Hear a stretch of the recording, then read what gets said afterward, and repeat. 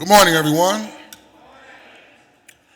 I note that a quorum of City Council is present. Asking all members to please take your seats. And for everyone to please put your cell phones on silence and or vibrate. Thank you very much.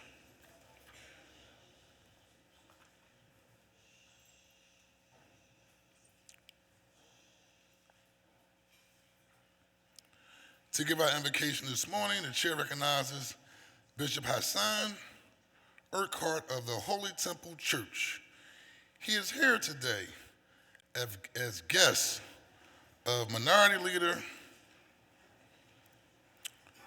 soon-to-be Minister, Councilmember Kendra Brooks. I will ask all members and guests to please rise.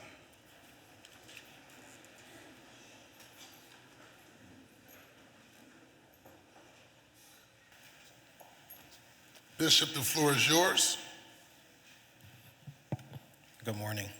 Good morning. Let us all bow our heads. Eternal God in heaven, Lord, we thank you for yet another day that you have made.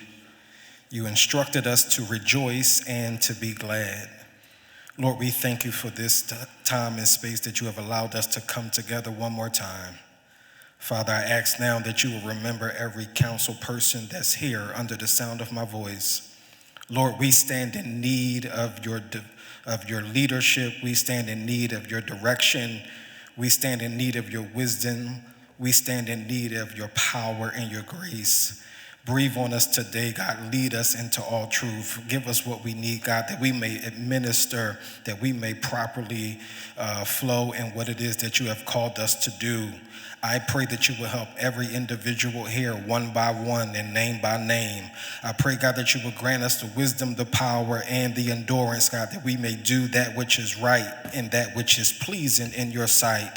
Lord, have mercy on us one more time. Help us to do what we can't do alone. Help us to understand what we can't comprehend. Help us to reach where we can't reach. Help us to stand where we can't stand on our own. Help us to stand in the place, God, where it is pleasable unto you, Father. And Lord, we'll be so careful to give you all glory, all honor, and all praise. And it's in Jesus' name that we pray. Amen. Amen. The chair thanks the bishop for the invocation. Council will now be at ease.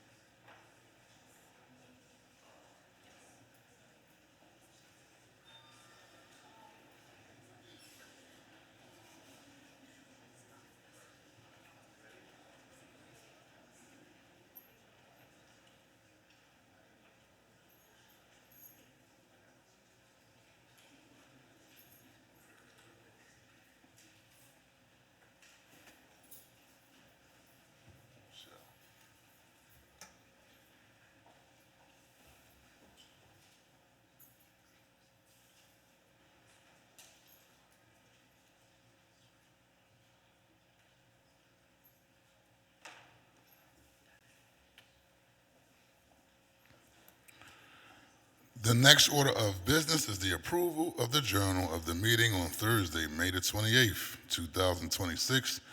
The chair recognizes Majority Deputy Whip, Councilmember Cindy Bass. Thank you, Mr. President. I move that the journal of the meeting of Thursday, May 28th, 2026 be approved.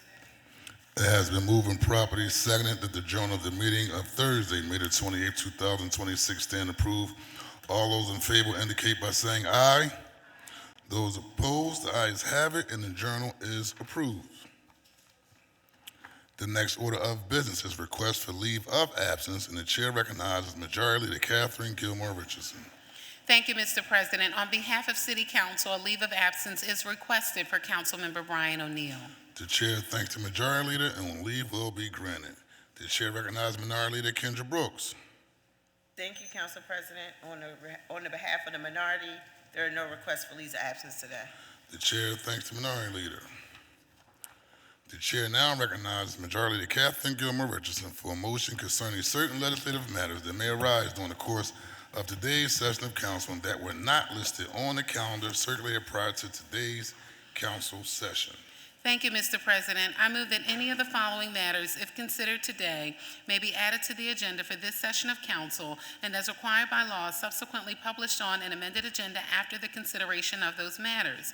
Resolutions authorizing hearings, amendments to bills on first reading, the reconsideration of a bill vetoed by or recalled from the mayor, amendments to bills recalled from the mayor, resolutions taking substantive action to be voted on in this session, a motion to withdraw a bill or resolution that is not on the calendar, and a motion placing a bill or resolution on or returning a bill or resolution from the suspension calendar that is not listed on today's calendar. The purpose of this motion is to provide the public with notice concerning possible actions by council that arose too late to be included on the calendar that was published prior to today's session. It has been moved and properly seconded that the legislative matters stated by Councilmember Majority Leader Catherine Gilmore Richardson may be added to the agenda. The agenda for today, should those matters arise during the course of this session of council. All those in favor will indicate by saying aye. Those opposed, the ayes have it, and the motion carries. The chair will dispense with the regular order of business to recognize the guests and visitors joining us in council chambers this morning. On behalf of all members of City Council, I welcome you to our council session. We appreciate you taking the time to join us as we attend to the legislative affairs of our great city. We certainly invite you to come again. The chair recognizes Councilman Isaiah Thomas. Good morning, Council President. Good morning, colleagues. I just wanted to take a couple seconds to recognize Sharon and Anthony Kahn. I'm introducing a resolution honoring them today, and they will be speaking a little bit later. But in 2023, they tragically lost their daughter to a rare pediatric brain cancer. And since losing their daughter, they began to start the Alora J. Kahn Foundation in memory of not just her life and her legacy, but also to highlight and recognize that this is a serious illness that is impacting young people, not just in this area, but all across the country. So if we can just take a moment to allow them to stand up and give them a round of applause. Thank you for sharing your story here today.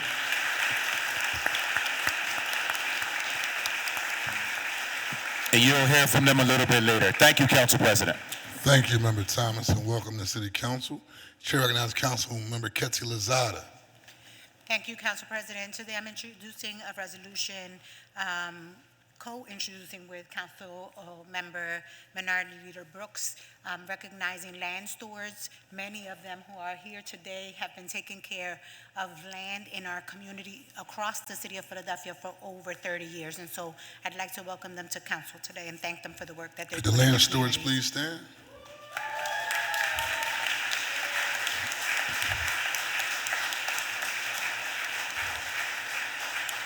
Welcome to City Council. Thank you for your service. Chair recognizes Councilman Kendra Brooks. Thank you, Council President. Today, we are joined by three people whose passion for eviction diversion program and smart work behind the scenes is part of why the program has become a national model. Susan Lane, Leo Elliott, and Nancy Gaio Kamini. Even though they do not work for the city, they have gone above and beyond in helping to build, test, and fix and refine the portal, making the program work better for tenants, landlords, and shareholders, and ultimately keeping the thousands of Philadelphians in their homes. So thank you, Susan, Nancy, and Leo. We are grateful for your work. Can you please stand?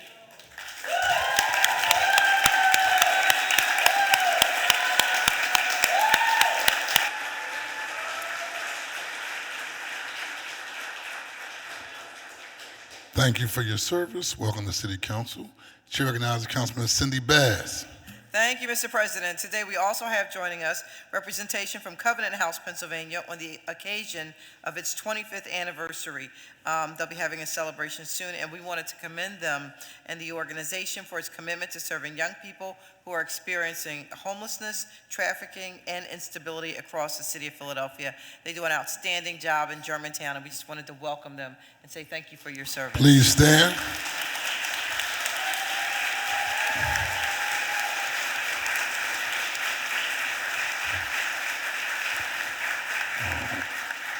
Welcome to City Council. Thank you for your service. Council will be at ease.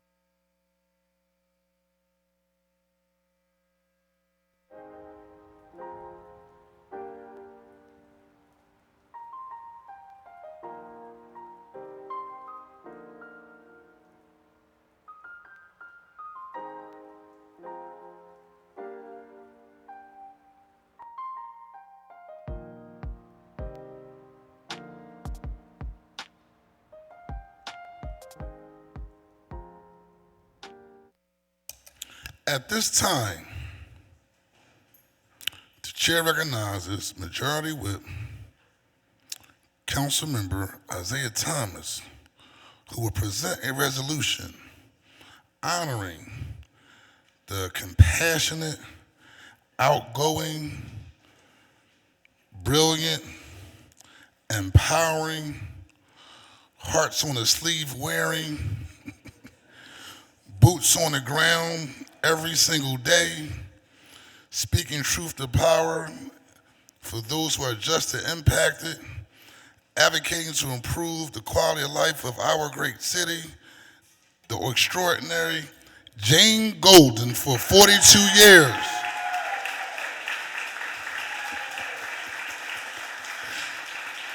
"42 years of visionary leadership of the Mural Arts Philadelphia program, during which she championed countless murals and public art initiatives that have stretched the cultural fabric of the city of Philadelphia. With Jane Golden and all those accompanying her and Member Thomas to the podium, joining Member Thomas are the following members. Councilmember Rue Landau, Councilmember Jamie Gaultier, Councilmember Catherine Gilmore Richardson, Councilmember Dr. Nina Ahmed, Councilmember Jim Harity, Councilmember Mark Squilla, Councilmember Dr. Anthony Phillips, Councilmember Kendra Brooks. But I'm going to ask also if Councilmember Cindy Bass, Councilmember Jeffrey J. Young, and Councilman Mike Driscoll also join us at the podium, please. For 42 years of dedicated service, Ms. Jane Golden. The floor is yours, Member Thomas. Good morning, everybody. Hey, Council President, they only say good morning back when you say good morning. So maybe, good morning, everybody. Good morning. At least my colleagues got my back. Council President, first of all, thank you for having a vision and a leadership to highlight somebody who means so much, not just to the city of Philadelphia, but really to the entire country. If you look at what has been done with murals and art in the city of Philadelphia, we actually are one of the leaders as it relates to large cities with phenomenal artwork, amazing murals, and a great display of different images that's reflective of how amazing our city is. And for me, as a board member of Mural Arts, along with my colleague, Councilmember Landau, we get an opportunity to see firsthand not just the work and the final product, but how the ingredients is put together in the pot. And everyone knows that Philadelphia would not be the leader it is without the work of Jane Golden. I had an opportunity to speak at Jane's retirement party a little while back, and I started by jumping up and down. And everybody's like, well, what the heck is he doing? Well, if you know Jane, you know that before she starts speaking, right, she's going to give you about 3 or 4 good jumps. And that really speaks to the energy that Jane Golden has brought, not just to Mural Arts, but to the entire city of Philadelphia. As I go into her 42-year history and pass it to my colleagues, the one thing that resonates with me is the idea of her legacy. And when you're in public service and you decide to work for people The ultimate dream is to be able to walk away from the work you've done and know that the work will be there beyond your time there. Every elected official, every city employee, every public servant with a great heart, that's the dream come true, and Jane is the example of the dream come true. So with that being said, today in City Council, we're introducing a resolution honoring Jane Golden for her 42 years of visionary leadership of Mural Arts Philadelphia, during which she championed countless murals and public art initiatives that have strengthened the cultural fabric of the city of Philadelphia. Whereas the amazing Jane Golden has served as the driving force behind Mural Arts Philadelphia since its inception, and whereas in 1984, Mayor Wilson Goode hired Jane to address the city's widespread graffiti epidemic through the Philadelphia Anti-Graffiti Network, where she worked with graffiti writers to channel their creative energy and talent toward mural collaborations that revitalize neighborhoods long affected by disinvestment.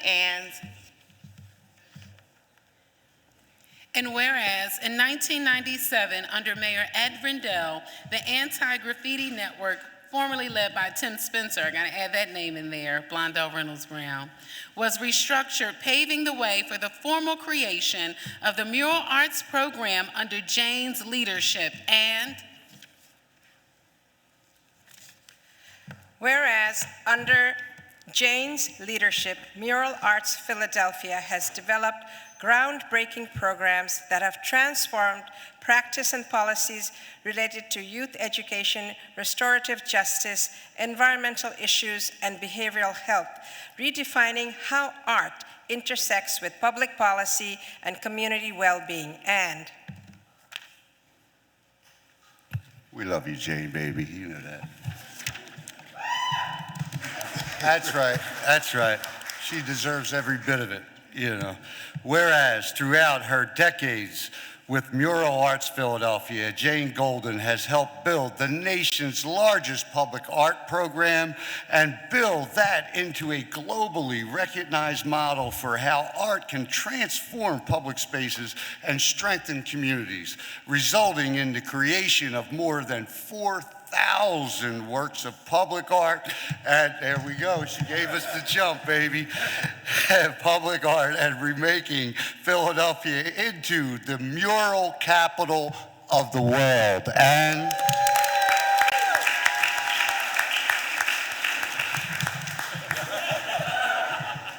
whereas we also like to thank Tony for allowing Jane to be such a big part of our city of Philadelphia, her husband, who's allowed her and give his time, and we know how hard it is for what we call the other half of this team. So thank you, Tony, for allowing Jane to be such a great part of our city. Whereas Jane's work has earned her numerous honors, including Governor Shapiro's 2025 Keystone Award, the Philadelphia Award, and the Hepburn Medal from the Catherine Houghton Hepburn Center at Bryn Mawr College. And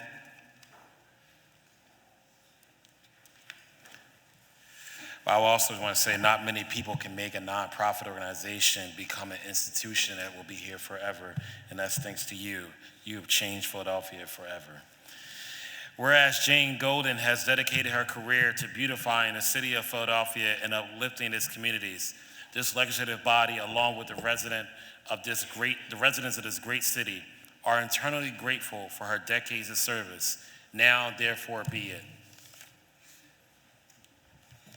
You know I'm grateful for your work too. Thank you. Therefore, be it resolved by the Council of the City of Philadelphia hereby honors Jane Golden on her 42 years of visionary leadership of Mural Arts Philadelphia, during which she championed countless of murals and public art initiatives that have strengthened the cultural fabric of the city of Philadelphia. And further resolved that an engrossed copy of this resolution be presented to Jane Golden as evidence of the sincere sentiments of this legislative body. Congratulations.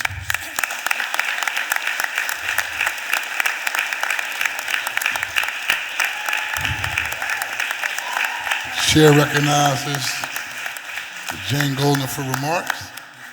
I love City Council. I love being in City Hall. I'm going to start crying. This is, first of all,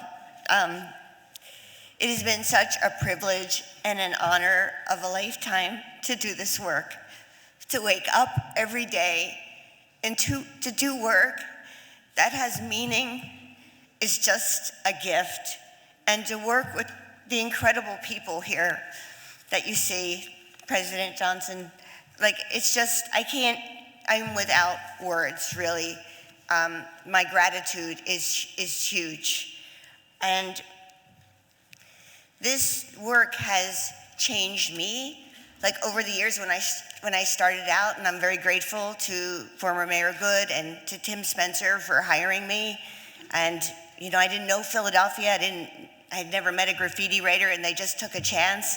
And I felt like an anthropologist, and I got to meet these amazing young people who had extraordinary talent. And then we started meeting block captains and community leaders in Philadelphia. And it was suddenly like people wanted art, and like art was a lifeline for so many.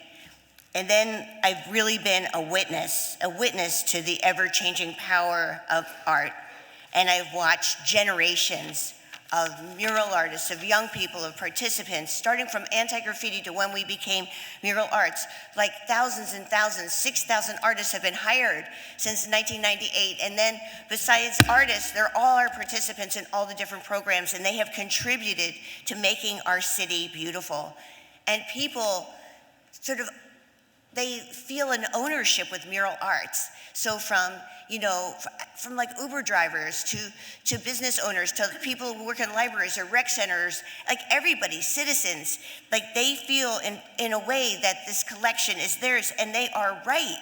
And when visitors come to town, nothing makes my heart sing more than hearing people say, well, one day I went to the Barnes or PMA, and then one day I took a mural tour, which is wonderful because then people can get out and see all of Philadelphia for all it has to offer.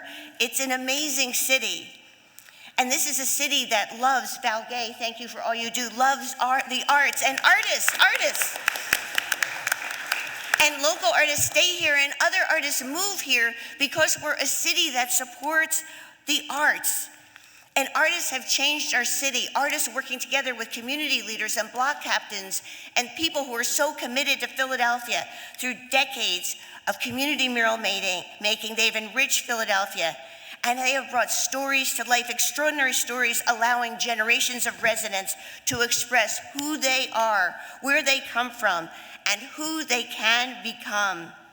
Artists work closely with neighborhood groups, businesses, wherever, to talk about struggles and triumphs and history and memory. But wherever we are working, it is about people who are here. I remember a group of city council people came from Atlanta, and they went on a tour, and at the end of the tour, the head of city council looked at me, and she said, when I look at this collection, I want to cry. And I'm like, oh my goodness, why? She said, because the work looks like the people who live here. And I was like, that is absolutely 100% right, and that is exactly how it should be. And we have had the privilege, thanks to all of you, to push the boundaries about what art is, what murals are, that we've worked with choreographers and theater artists and writers and photographers, like so many people, to do community-based public art. And our work in restorative justice or in our Porch Light program is so deeply meaningful. And then we have an art education program, and it's like art should be everywhere. It is like oxygen.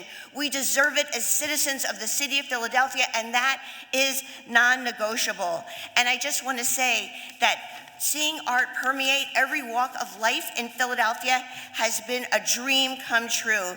And it is wonderful to be in a city where the visions and dreams of residents can be seen everywhere. So when you look at the murals around the city, don't just look at that image as beautiful it is. Go beyond that mural and think of all the people who helped to create it. And that includes all of you who have contributed mightily to this collection as public art. And moving on is incredibly sad. Like, it breaks my heart. But I know this program will live on in wonderful ways because it was really never about one person. It was always about what we could imagine, build, and dream together. And the good news is the work is on thousands of walls, and no one can ever, ever, ever take that away. And it's really the relationships that we formed. It is the trust that we have generated, and it is in the lives, the thousands and thousands of lives that have been changed. And it is in the love of art and each other that have been nurtured. As we move through these dark and sometimes confusing times in our world, and certainly it seems that way, I want you to remember that the arts bring us light and they bring us hope. They help us express our commitment to freedom and to democratic values. They celebrate our diverse and beautiful cultures, and they unite us in joy. They unite us in joy. I always say that art ignites change because I've had the privilege and the honor of being a witness to profound change all over the city on individuals and on communities. And think about it for a moment. There's been a huge impact on the civic life of our city as we have turned Philadelphia into an outdoor museum, but one that lifts up and shines a light on diversity and equity, on people's voices, their dreams, their hopes, their wonder, their magic. Support the arts, everybody. And again, I want to be clear, we could not do this work without the support of the public sector, and you are looking at individuals here who are magicians, along with the administration, who, with sort of pixie dust, with their support and love, they have helped bring all of this to fruition. Thank you. Council, be at ease.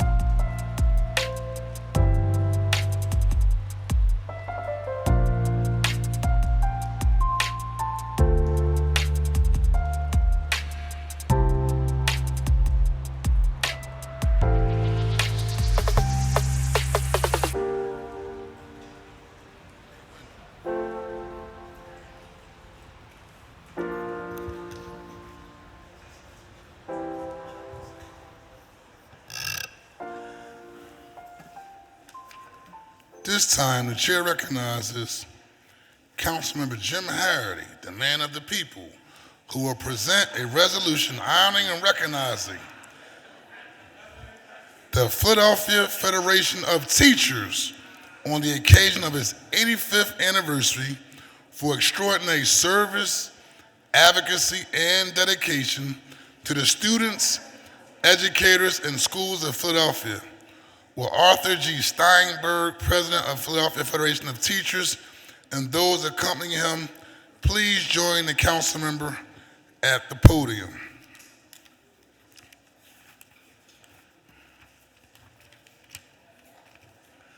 Joining member Harity at the podium are the following members: Councilmember Dr. Nina Ahmed, Councilmember Isaiah Thomas, Councilmember Jamie Gautier, Councilmember Mike Driscoll, Councilmember Cindy Bass,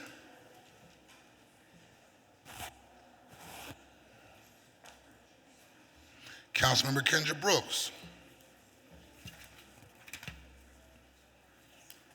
Councilmember Nicholas O'Rourke,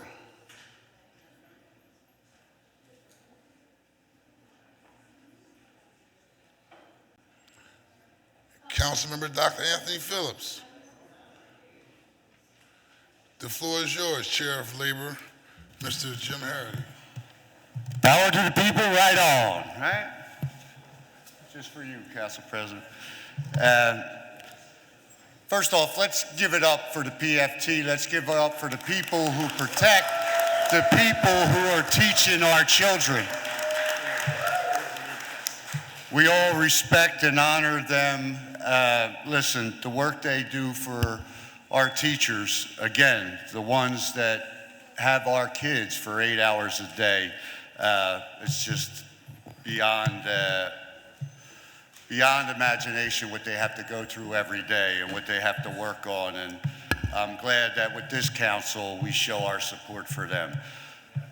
A resolution honoring and recognizing the Philadelphia Federation of Teachers on the occasion of its 85th anniversary, honoring its extraordinary service, advocacy, and dedication to service to students, educators, and schools of Philadelphia.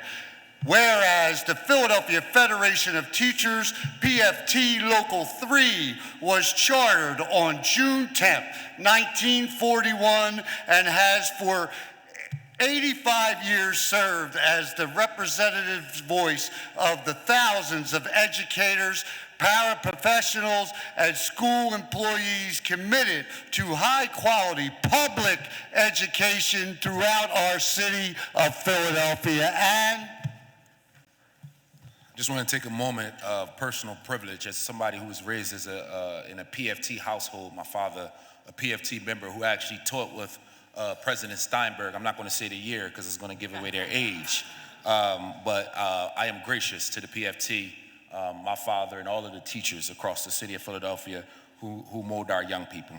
Whereas the charter, and I also apologize if I mess up anyone's name.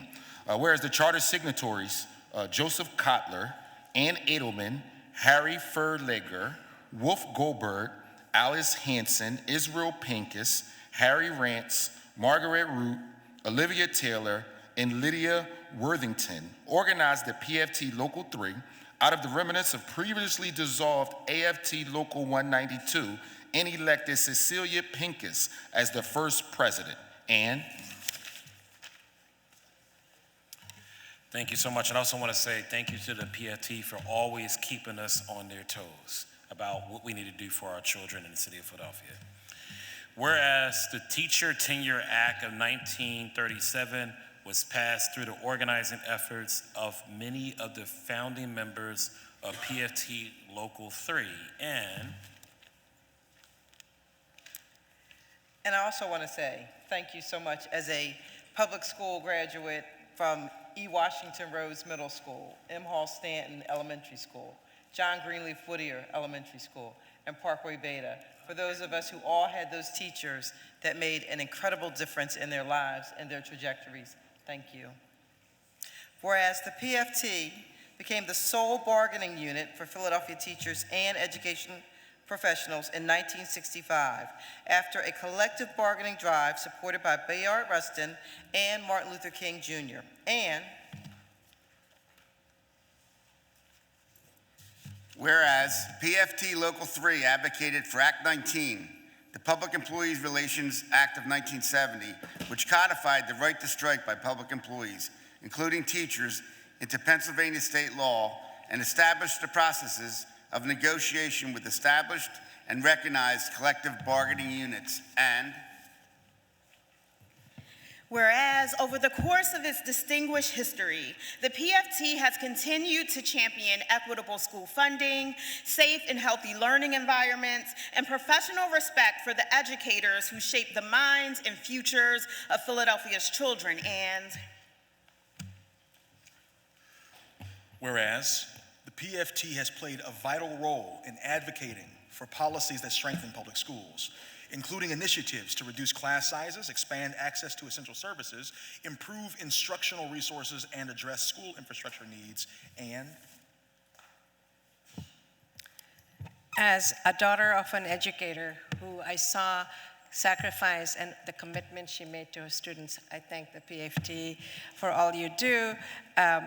Whereas the Federation's members, teachers, counselors, school nurses, librarians, paraprofessionals, food service managers, and other dedicated staff have demonstrated unwavering commitment to the academic success and well-being of students in every neighborhood of Philadelphia over its 85-year history. And my point of personal privilege is saying thank you to PFT for pushing me to be here. Shout out to Yvette Young, who got me started and politicized me as a parent, a PFT leader. Whereas through collective action and community partnership and steadfast civic engagement, the PFT has helped elevate public education as a cornerstone of opportunity, equity, and social progress. And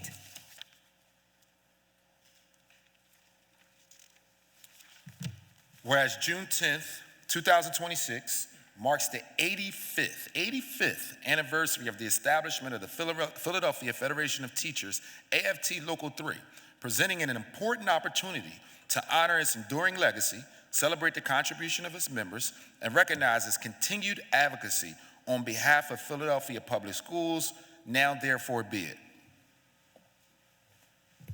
Resolved by the Council of the City of Philadelphia that we hereby honor and recognize the Philadelphia Federation of Teachers on the occasion of its 85th anniversary, naming June 10th, 2026 as PFT Local 3 Day in the City of Philadelphia, and expresses deep appreciation for its dedication, decades of service, leadership, and dedication to advancing high-quality public education for all students, and be it further resolved that an engrossed copy of this resolution be presented to the Philadelphia Federation of Teachers President Arthur G. Steinberg as a token of our respect and admiration.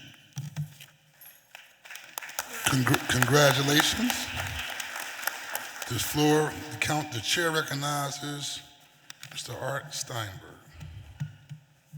Thank you, Council President, Member Harity, and Thomas for introducing this resolution, and the entirety of Council for signing on to it. It is my great privilege to help lead the Philadelphia Federation of Teachers, which has grown to almost 15,000 strong educators working in the school district of Philadelphia. As this resolution notes, our union charter was really birthed during the Civil Rights Movement. In fact, our lore has it that it was a last-minute endorsement from Dr. Martin Luther King that pushed us over the edge and helped us win the bargaining election. Bayard Rustin, of course, was involved as well. There were no cell phones or social media back then. Demanding respect, dignity, and liberty as a worker was not just risky, it was dangerous. You put your job at risk. Because of the bravery and sacrifices of those who came before, our members today enjoy predictable salaries, raises, affordable health coverage, and paid leave, including for the first time paid parental leave that we negotiated in our last collective bargaining agreement. The school district of Philadelphia is in no small part able to compete with surrounding school districts for teachers and educational talent because of what our collective bargaining agreement provides. Amid a nationwide teacher shortage, aspiring educators are drawn to Philadelphia Public Schools specifically because our students deserve the world. I can't not mention the elephant in the room. Just 2 days ago, I stood outside City Hall with future PFT member Ryan Rutledge, who is attempting to become employed by the School District of Philadelphia, just completed his student teaching at GAMP and desperately wants to work here. For those of you old enough to remember the commercial, he could have gone anywhere, but he chose Temple. He wants to work in the School District of Philadelphia. But that is really at risk and being jeopardized now by the 340 position cuts that are being proposed. Let me be clear. The district needs new recurring revenue sources to address the structural deficit. Not providing this will accelerate the exodus of teachers and exacerbate the shortage. One-time fixes will not cut it, due in part to out-of-control charter school obligations and no imminent help from the General Assembly in reining those in. We need to rely on our local government to do that for us and help us provide the quality education that our kids need. Only local solutions can address it. In closing, I want to once again thank Council for marking the 85th anniversary of the PFT. Our members can't be here to accept this honor because they are in schools helping our students continue to achieve. I am humbled and honored to accept this resolution on behalf of our nearly 15,000 members. Thank you once again. Thank you. And for the record, members of council, Mr. Steinberg are committed to make sure we address the reoccurrence revenue source for the School District of Philadelphia, sir. Council will be at ease.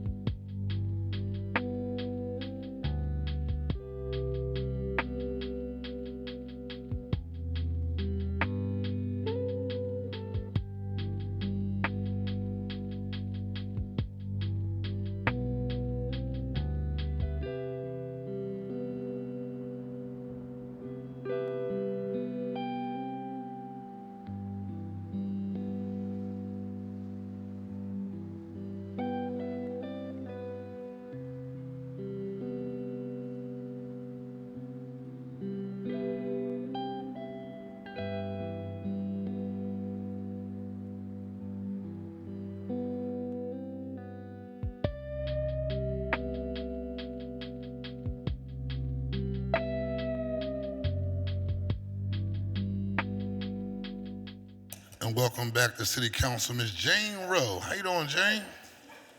Let's give Jane a round of applause.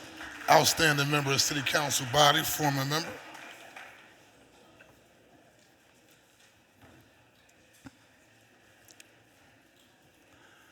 The next order of business is the introduction of bills and resolutions. Run that back for a second.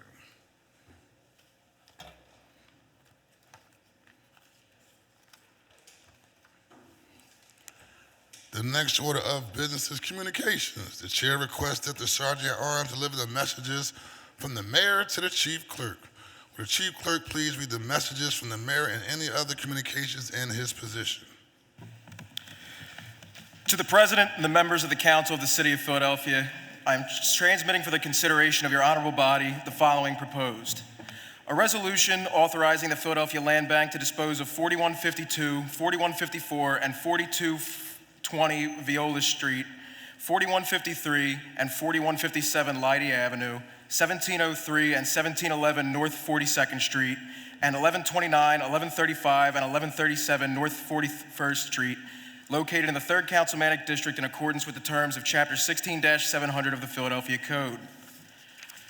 A resolution authorizing the Philadelphia Land Bank to dispose of 1425 South Paxton Street located in the 3rd Councilmanic District in accordance with the terms of Chapter 16-700 of the Philadelphia Code. A resolution authorizing the Philadelphia Land Bank to dispose of 214 Hermit Street located in the 4th Councilmanic District in accordance with the terms of Chapter 16-700 of the Philadelphia Code. A resolution authorizing the Philadelphia Land Bank to dispose of 1438 Poplar Street located in the 5th Councilmanic District in accordance with the terms of Chapter 16-700 of the Philadelphia Code. And pursuant to Sections 4-604 and 2-307 of the Home Rule Charter, I am today transmitting to the Council the recommendation of the City Planning Commission on the following bills. Bill number 260238, not for approval. Bill number 260239, Bill number 260297, Bill number 260298, Bill number 260340, all for approval. Bill number 260342, Bill number 260343, Bill number 260344, Bill number 260345, and Bill number 260379, not for approval. Bill number 260383, Bill number 260422, Bill number 260425, Bill number 260426, and Bill number 260427 for approval. Bill number 260429, not for approval.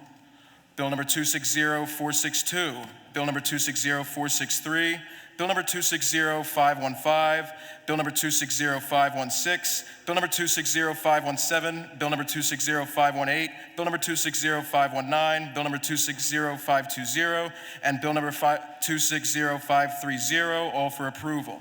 There are no further communications in my possession, Council President. Thank you very much. The messages will be printed in the journal. The next order of business is the introduction of bills and resolutions. The chair recognizes Councilmember Dr. Anthony Phillips. Thank you, Council President.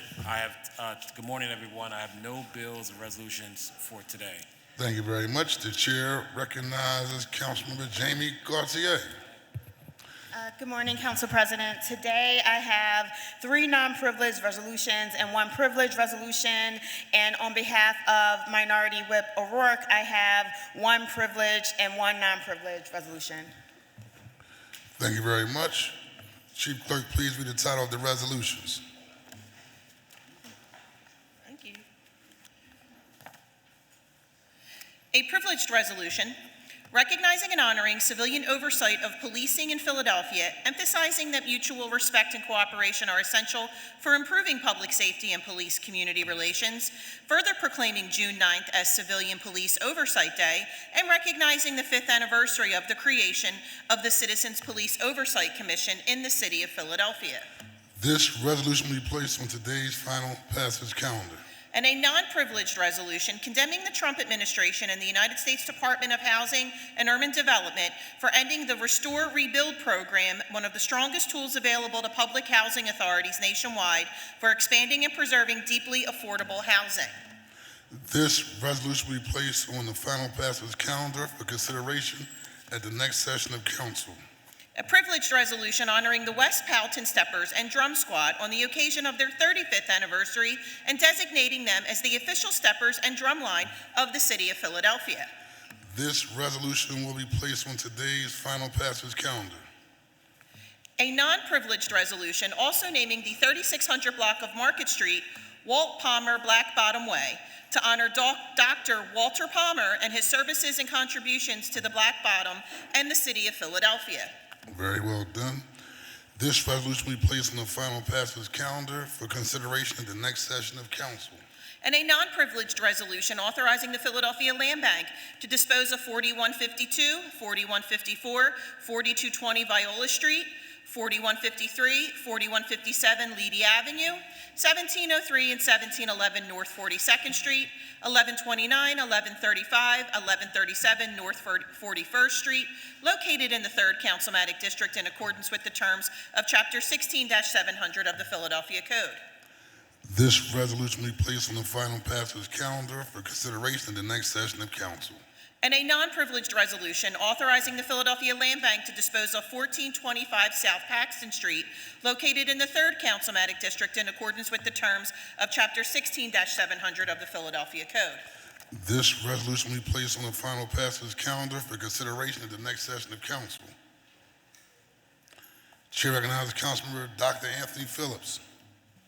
Thank you, Council President. I also have one privilege resolution on behalf of Councilmember Gilmore Richardson on your behalf for today. Thank you very much. Chief Clerk, please read the title of the resolution.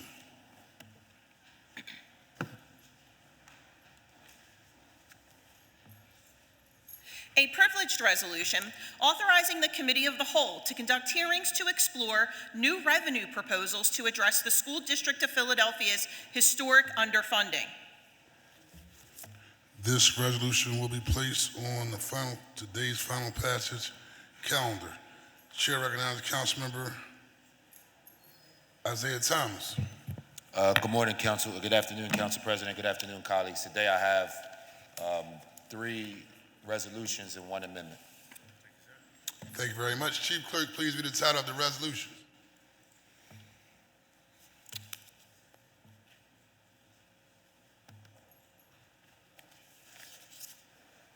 A privileged resolution recognizing June 15th as Alora Joyce Kahn Pediatric Brain Cancer Awareness Day in the city of Philadelphia, honoring the life and legacy of Alora Joyce Kahn. This resolution will be placed on today's final passage calendar. And a privileged resolution authorizing the Committee on Education to hold hearings examining preschool pushout, the practice of suspension, expulsion, and informal methods of exclusion of our youngest learners, to provide a space to hear stories from impacted families and identify solutions to ensure a bright future for all our young people. This resolution will be placed on today's final passage calendar. And a privileged resolution recognizing the urgent need for Pennsylvania to advance pediatric brain cancer awareness support increased research funding for children and families affected by pediatric brain cancer tumors. This resolution will be placed on today's final passage calendar. Council be at ease.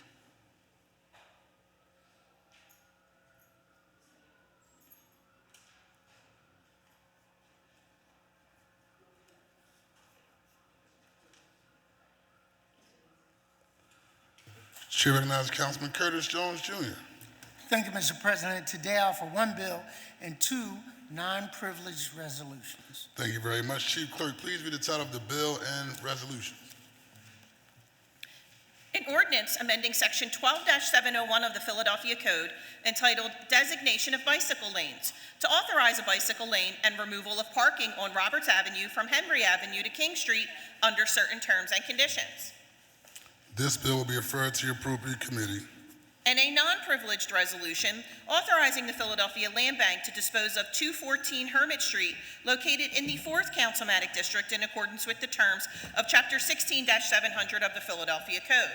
This resolution will be placed on the final passage calendar for consideration at the next session of council. And a non-privileged resolution authorizing the Philadelphia Redevelopment Authority to execute and deliver to the Philadelphia Land Bank a deed conveying title to 1718 through 26 North 52nd Street, located in the 4th Councilmatic District pursuant to the requirements of the Commonwealth Land Bank Act.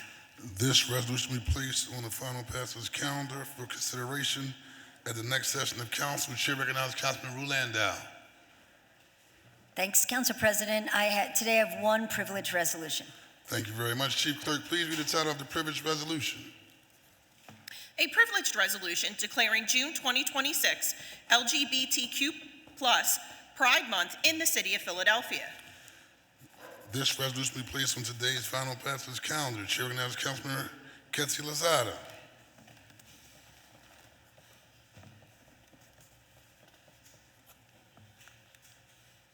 Thank you, Council President. I offer 1 privileged resolution co-introduced with Minority Leader Brooks. Thank you very much. Chief Clerk, please read the title of the resolution.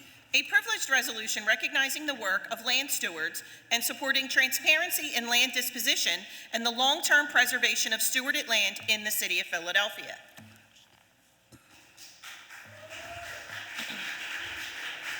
This resolution will be placed on today's final passage calendar. Chair recognizes Councilmember Jeffrey J. Young. Thank you, Mr. President. Today I offer 4 non-privileged resolutions. Thank you very much. Chief Clerk, please read the title of the resolutions. A non-privileged resolution authorizing the Philadelphia Land Bank to dispose of 3902 Delhi Street, located in the 5th Councilmanic District in accordance with the terms of Chapter 16-700 of the Philadelphia Code. This resolution will be placed on the final passage calendar for consideration in our next session of council. And a non-privileged resolution authorizing the Philadelphia Land Bank to dispose of 1438 Poplar Street, located in the 5th Councilmanic District in accordance with the terms of Chapter 16-700 of the Philadelphia Code. This resolution will be placed on the final passage calendar for consideration at the next session of council.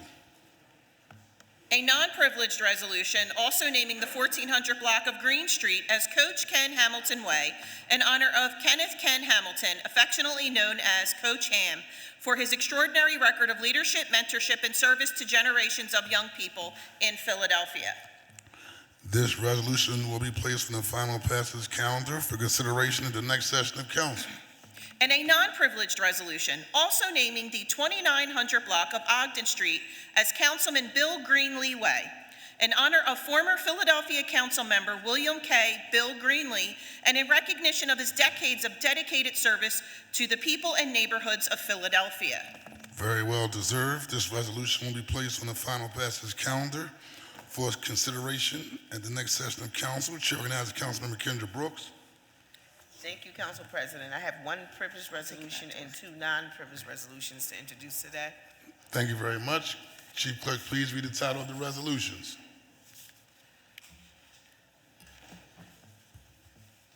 A privileged resolution declaring the month of July as Disability Pride Month in the City of Philadelphia and affirming the City of Philadelphia's commitment to advancing equity, access, and opportunity for people with disabilities in our city and beyond. This resolution will be placed on the final passage calendar for consideration at our next session of council. This resolution will be placed on today's final passage calendar. Council will be at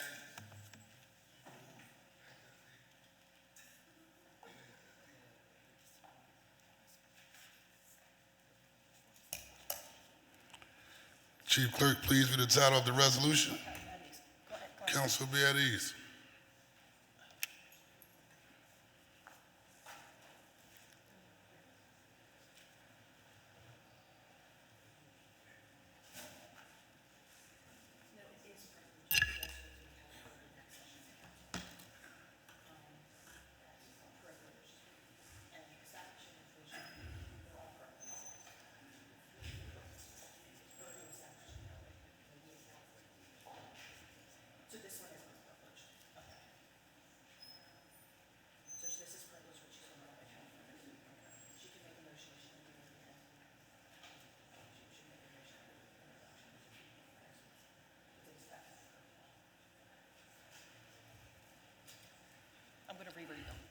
Chief Clerk, please read the resolutions. A privileged resolution declaring the month of July as Disability Pride Month in the City of Philadelphia and affirming the City of Philadelphia's commitment to advancing equity, access, and opportunity for people with disabilities in our city and beyond. This resolution will be placed on today's final passage calendar. Chair recognizes Councilmember Kendra Brooks. Thank you, Council President. I want to make a motion for this resolution to be read at next council session. Is there a second? All those in favor signify by saying aye. No one opposed. This resolution will be held to next week. Chief Clerk, please read the title of the next resolution. A non-privileged resolution establishing a vision for reproductive freedom, family, and the American promise in Philadelphia. This resolution will be placed on today's final passage calendar. Non-privileged. This resolution will be placed on the final passage calendar for consideration at the next session of council. And a privileged resolution honoring Leo Elliott, Susan Lane, and Nancy Geist Giacomini for their skillful and committed work in making the eviction diversion program portal possible and their nationally recognized success in keeping thousands of Philadelphians in their home. This resolution will be placed on today's final passage calendar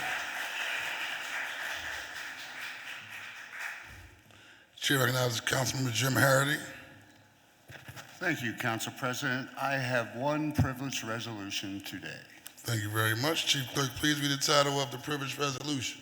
A privileged resolution recognizing and honoring June 30th as Arthrogryposis Multiplex Congenita Awareness Day in the city of Philadelphia. This resolution will be placed on today's final passage calendar. Chair recognizes Councilman Nicholas O'Rourke. Thank you, Mr. President. I had one privileged resolution and one non-privileged resolution today that was introduced by Councilwoman Gaultier, and I appreciate her for that. In that spirit, though, I just want to acknowledge Councilmember Jones for his work to help bring about the CPOC. Thank you for your time. Thank you very much. Chair recognizes Councilman Mike Driscoll. Afternoon, Mr. President. No bills or resolutions today. Thank you very much, sir. Chair recognizes Councilman Mark Squilla. Thank you, Mr. President. No bills and resolutions. Thank you very much. Chair recognizes Councilmember Cindy Bass. Thank you, Mr. President. I offer one privileged resolution. Thank you very much. Chief Clerk, please read the title of the resolution. A privileged resolution honoring and recognizing Covenant House, Pennsylvania on the occasion of its 25th anniversary celebration and commending the organization for its commitment to serving young people experiencing homelessness, trafficking, and instability across the city of Philadelphia. This resolution will be placed on today's final passage calendar. Chair recognizes Councilman Dr. Nina Ahmed. Thank you, Council President. I have no bills or resolutions today. The next order of business is reports from committee. The chair recognizes Majority Leader Catherine Gilmore Richardson for a motion for a report from the Committee of the Whole. Thank you, Mr. President. The Committee of the Whole reports out 7 bills with a favorable recommendation. Thank you very much. Chief Clerk, would you please read the report? To the Committee of the Whole, to which were referred the following bills. Bill number 260199 as amended, an ordinance adopting the operating budget for fiscal year 2027. Bill number 260200 as amended, an ordinance to adopt the fiscal year 2027 capital budget. Bill number 260201 as amended, an ordinance to adopt a capital program for the 6 fiscal years 2027 through 2032 inclusive. Bill number 260203 is amended, an ordinance amending Subcode A, the Philadelphia Administrative Code, of Title 14 of the Philadelphia Code, the Building Construction and Occupancy Code, by adding and revising zoning board of adjustment fees and provisions regarding hearing scheduling, all under certain terms and conditions. Bill number 260204, an ordinance amending Title 3 of the Philadelphia Code, entitled Air Management Code, to modify the amounts of license and permit fees under certain terms and conditions. Bill number 260205, an ordinance amending 19-1806 of the Philadelphia Code entitled Authorization of Realty Use and Occupancy Tax, to clarify the imposition of tax on the use or occupancy of real estate with respect to cell towers, all under certain terms and conditions. Bill number 260206, an ordinance amending Chapter 6-600 of the Philadelphia Code Asbestos, by adding and revising provisions related to various fees, all under certain terms and conditions, respectfully reports it has considered the same and returns the attached bills to council with a favorable recommendation. There are no further bills to report out from the Committee of the Whole, Council President. The chair recognizes Majority Leader Catherine Gilmore Richardson for a motion. Thank you, Mr. President. I move that the rules of council be suspended as to permit first reading this day of the bills just read into the record by the Chief Clerk. It has been moved and properly seconded that the rules of council be suspended so as to permit the consideration of the bills just read by the Chief Clerk at today's session of council. All those in favor of the motion will signify by saying aye. Those opposed, the ayes have it. The motion carries. These bills will be placed on our first reading calendar for today. The chair recognizes Councilmember Majority Deputy Whip Cindy Bass for a report from the Committee on Rules. Thank you, Mr. President. The Committee on Rules reports out 14 bills with a favorable recommendation. There is no second at the moment, sir. Thank you. The Chief Clerk, please read the report.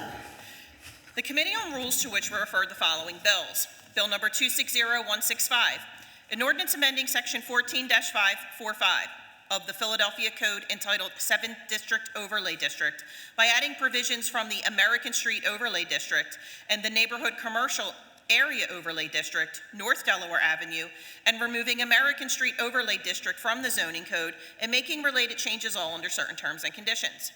Bill number 260211, an ordinance to amend the Philadelphia zoning maps by changing the zoning designations of certain areas of land located within an area bounded by Erie Avenue, Front Street, Lippincott Street, and Second Street. Bill number 260239 as amended, an ordinance to amend the Philadelphia zoning maps by changing the zoning designations of certain areas of land located within an area bounded by Baltimore Avenue, Cobbs Creek Parkway, a SEPTA Regional Railroad right-of-way, and Cobbs Creek.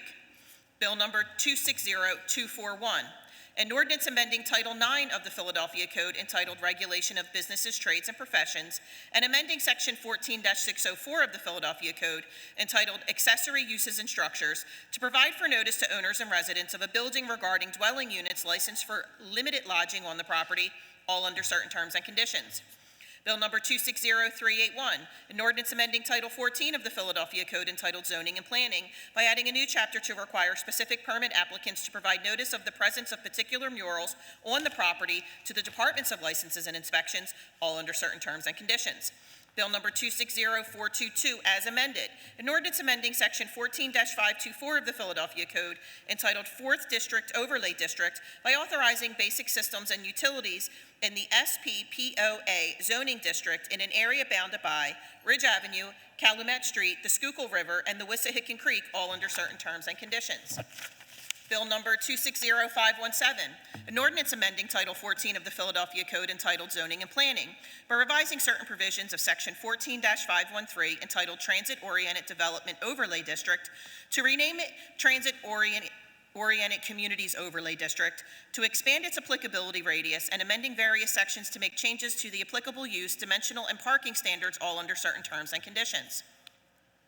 Bill number 260518, an ordinance to amend Title 14 of the Philadelphia Code entitled Zoning and Planning by revising certain provisions relating to transit improvement bonus to clarify its parameters and revise the bonus structure, and by making related changes, all under certain terms and conditions. Bill number 260519, an ordinance amending Section 14-513 of the Philadelphia Code entitled Transit-Oriented Development Overlay District by exempting certain districts from ground floor use requirements, all under certain terms and conditions. Bill number 260520, an ordinance amending Section 14-600 of the Philadelphia Code entitled Use Regulations to allow transit station use in commercial zoning districts, all under certain terms and conditions.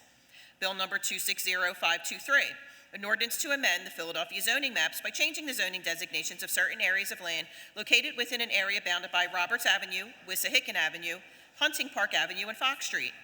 Bill number 260530, an ordinance amending Section 14-702 of the Philadelphia Code entitled Floor Area, Height, and Dwelling Unit Density Bonuses to clarify the terms of the Public Street Enhancement Bonus and make related technical changes under certain terms and conditions. Bill number 260534 as amended, an ordinance to amend the Philadelphia zoning maps by changing the zoning designations of certain areas of land located within an area bounded by Kensington Avenue, Clearfield Street, Tulip Street, and Lehigh Avenue. Bill number 260536, an ordinance amending Title 14 of the Philadelphia Code entitled Zoning and Planning to amend certain provisions of Chapter 14-500 entitled Overlay Zoning Districts by creating the West Chestnut Street Overlay District, all under certain terms and conditions, respectfully reports it has considered the same and returns the attached bills to council with a favorable recommendation. There are no further bills to report out from the Committee on Rules, Council President. Chair recognizes the Chair of Committee on Rules, Councilmember Cindy Bass, for a motion. Thank you, Mr. President. I move that the rules of council be suspended to permit first reading this day of the bills just read into the record by the chief clerk. It has been moved and properly seconded that the rules of council be suspended so as to permit the consideration of the bills just read by the chief clerk at today's session of council. All those in favor of the motion will signify by saying aye. Those opposed, the ayes have it. The motion carries. These bills will be placed on our first reading calendar for today. Chair recognizes the Majority Leader Captain Gilmore Richardson for a report from the Committee on Finance. Thank you, Mr. President. The Committee on Finance reports out 11 bills with a favorable recommendation. The council will be at ease. Chair recognizes Councilman Kendra Brooks. Thank you, Council President. I wanted to be marked aye on all bills and resolutions I need to leave on official council business. Thank you very much. Shall be recorded and leave as granted. Chair recognizes the Chief Clerk to please read the report of the Committee on Finance. The Committee on Finance, to which were referred the following bills. Bill number 260299, An ordinance amending Section 9-803 of the Philadelphia Code entitled Fair Housing Commission and Section 20-304 of the Philadelphia Code entitled Compensation for Members of Boards, Commissions, Committees, and Councils to amend the compensation paid to members of the Fair Housing Commission and delete superfluous provisions, all under certain terms and conditions. Bill number 260507, an ordinance amending Chapter 19-1200 of the Philadelphia Code entitled Parking Tax to amend the definition of parking facility to exclude bus loading facilities from imposition of the parking tax under certain terms and conditions. Bill number 260508 as amended, an ordinance authorizing an increase in the non-electoral indebtedness of the city within the Pennsylvania constitutional limit, authorizing the bond committee to sell bonds at public or private negotiated sale to provide funds towards various capital municipal purposes, providing for appropriations to the sinking fund commission for the payment of such bonds, and authorizing agreements to provide credit or payment or liquidity sources for the bonds in connection with the issuance of the bonds and certain other actions. Bill number 260509, an ordinance authorizing the Commissioner of Public Property of the City of Philadelphia on behalf of the City of Philadelphia and in cooperation with the Philadelphia Municipal Authority to undertake a project to promote health, safety, and the welfare of the residents of the City of Philadelphia, authorizing and approving a project including the refunding of bonds issued to refinance the new youth center facility, one or more amendments to an existing ground lease as previously amended between the City of Philadelphia and the Philadelphia Municipal Authority, one or more amendments to an existing prime lease as previously amended between the City of Philadelphia and the Philadelphia Municipal Authority, and the assignment of such amendments to a trustee, and the obligation of the City of Philadelphia to pay rent under the prime lease as amended when due, approving the issuance by the Municipal Authority of bonds in one or more of a series from time to time to pay the cost of such project, authorizing certain officers of the City of Philadelphia to enter into such lease amendments and to take such other actions as may be necessary or appropriate to accomplish the intent and purpose of this ordinance, agreeing to be bound by each and every provision, covenant, and agreement set forth in the ground lease and prime lease, each as amended, covenanting that the City of Philadelphia will make necessary appropriations in each of the City of Philadelphia's fiscal years to provide for and make rental payments when due under the prime lease as amended, all under certain terms and conditions. Bill number 260510, an ordinance authorizing the city treasurer on behalf of the city to enter into a provider agreement with Citizens Bank National Association for provision of payroll banking services to the city under certain terms and conditions. Bill number 260511, an ordinance approving the fiscal year 2027 capital budget, providing for expenditures for the capital purposes of the Philadelphia Gas Works, including the supplying of funds in connection therewith, and acknowledging receipt of the revised forecast of capital budgets for fiscal years 2028 through 2032, all under certain terms and conditions. Bill number 260512 is amended, an ordinance approving the amendment of the fiscal year 2026 capital budget, providing for expenditures for capital purposes of the Philadelphia Gas Works, including the supplying of funds in connection therewith, the subject to certain constraints and conditions, acknowledging the receipt of the revised forecast of capital budgets for fiscal years 2027 through 31 as amended. Bill number 260513 is amended, an ordinance authorizing the Director of Planning and Development on behalf of the city to file applications with the United States Department of Housing and Urban Development for a Community Development Block Grant, to file applications to participate in the Home Investment Partnership Program and the Emergency Solutions Grant Program, to apply for the Housing Opportunities for Persons with AIDS Grant, to file applications with the Commonwealth to obtain grants under the Act of April 12, 1956, PL 1449, Section 4, as amended, to prevent and eliminate blight, authorizing the Director of Planning and Development and the Director of Commerce to file applications to obtain other grants from the Commonwealth, authorizing the Director of Commerce to use Section 108 Loan Guarantee Program, and authorizing the Director of Planning and Development and the Director of Commerce to enter into all understandings and assurances contained in such applications and take all necessary actions to accept the grants, all under certain terms and conditions. Bill number 260521 as amended, an ordinance amending Title 22 of the Philadelphia Code entitled Public Employees Retirement Code by modifying the circumstances when certain City of Philadelphia employees are entitled to service-connected death benefits, all under certain terms and conditions.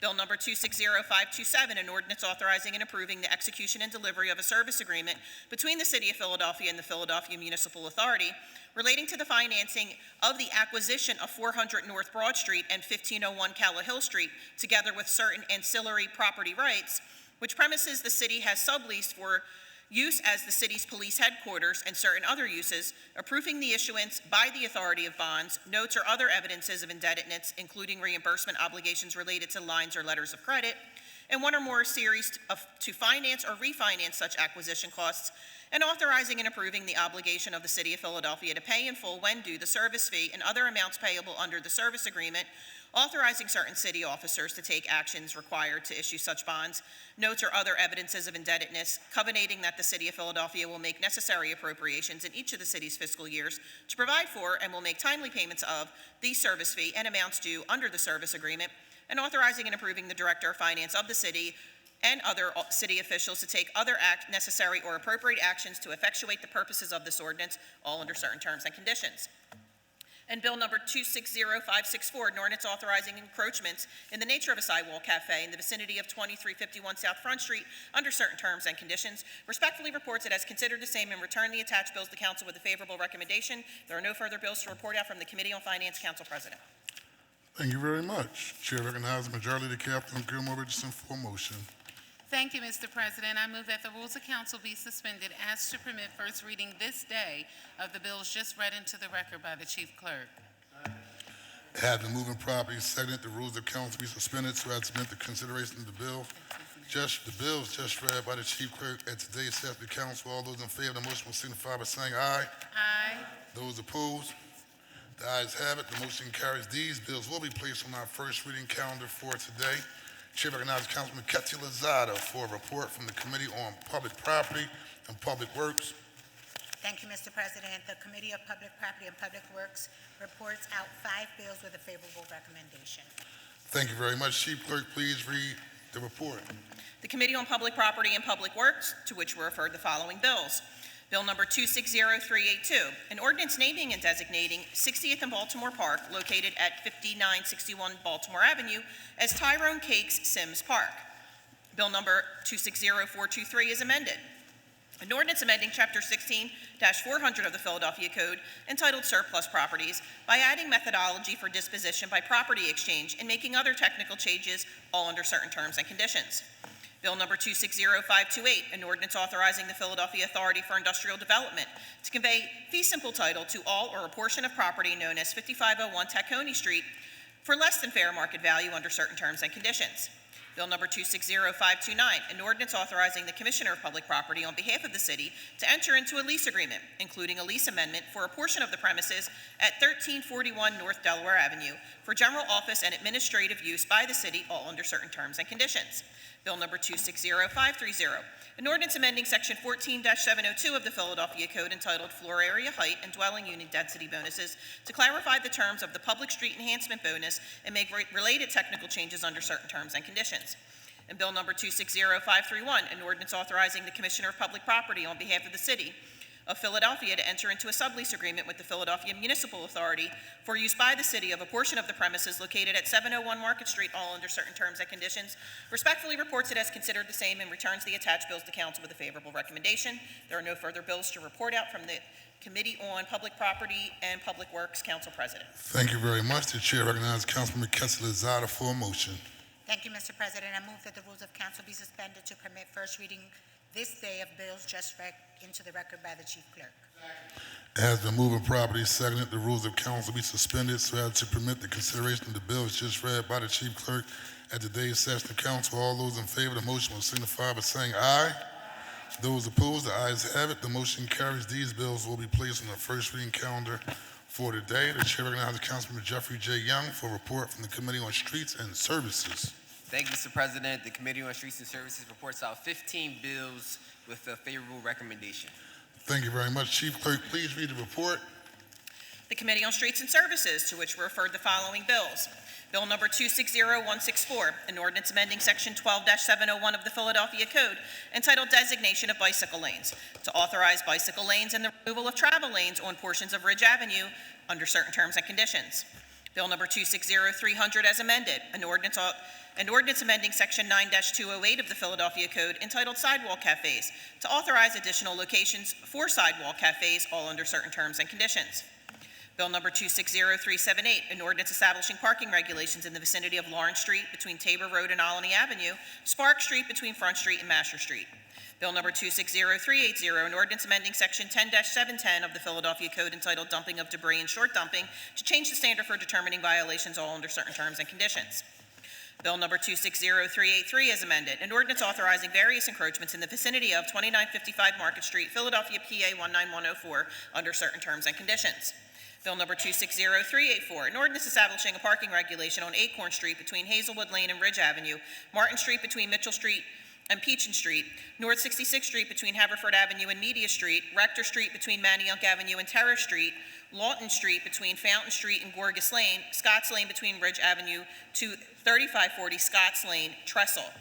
Bill number 260390, an ordinance amending Chapter 9-200 of the Philadelphia Code entitled Commercial Activities on Streets to make certain changes to permissible locations for farmers markets, all under certain terms and conditions. Bill number 260425, an ordinance authorizing various encroachments in the vicinity of 3601 through 7 North Broad Street, Philadelphia, PA 19140, under certain terms and conditions. Bill number 260461, an ordinance amending section 9-208 of the Philadelphia Code entitled Sidewalk Cafes to authorize additional locations for sidewalk cafes, all under certain terms and conditions. Bill number 260506, an ordinance regulating the direction of the movement of traffic on the 6500 block of Pine Ridge Road between Cheltenham Avenue and Ferriston Drive, and removing the no parking anytime restriction on the 6500 block of Pine Ridge Road, all under certain terms and conditions.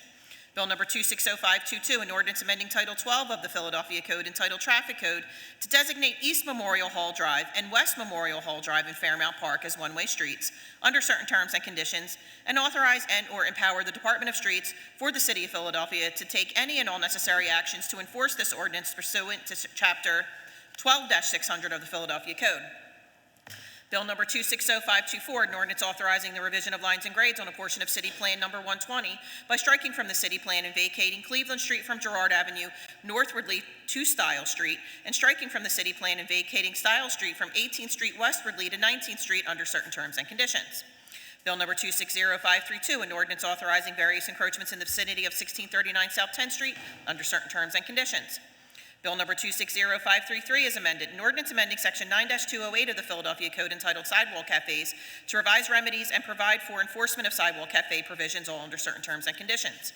And Bill number 260535, an ordinance authorizing various encroachments in the vicinity of 2101 South 3rd Street under certain terms and conditions. Respectfully reports it has considered the same and returns the attached bills to council with a favorable recommendation. There are no further bills to report out from the Committee on Streets and Services. Council President. Thank you very much. Chair recognizes Councilman Jeffrey J. Young for a motion. Thank you, Mr. President. I move that the rules of council be suspended to permit first reading this day of the bills just read into the record by the chief clerk. It has been moved and properly seconded that the rules of council be suspended so as to permit the consideration of the bills just read by the chief clerk at today's session of council. All those in favor of the motion will signify by saying aye. Those opposed, the ayes have it. The motion carries. These bills will be placed on our first reading calendar for today. The chair recognizes Councilman Mike Driscoll for a report from the Committee on Transportation and Public Utilities. Thank you, Mr. President. The Committee on Transportation and Public Utilities reports out 7 bills with a favorable recommendation. Thank you very much. Chief Clerk, please read the report. The Committee on Transportation and Public Utilities, to which were referred the following bills. 1 second. Excuse me, Councilor Beatty. Chair recognizes Councilman Curtis Jones. Thank you, Mr. President. I'm requesting a leave of absence to attend official business, but I would like to be recorded on all bills and resolutions. Thank you very much. It shall be recorded. Leave is granted. Thank you very much, sir. Council will resume. Chief Clerk, please read the report.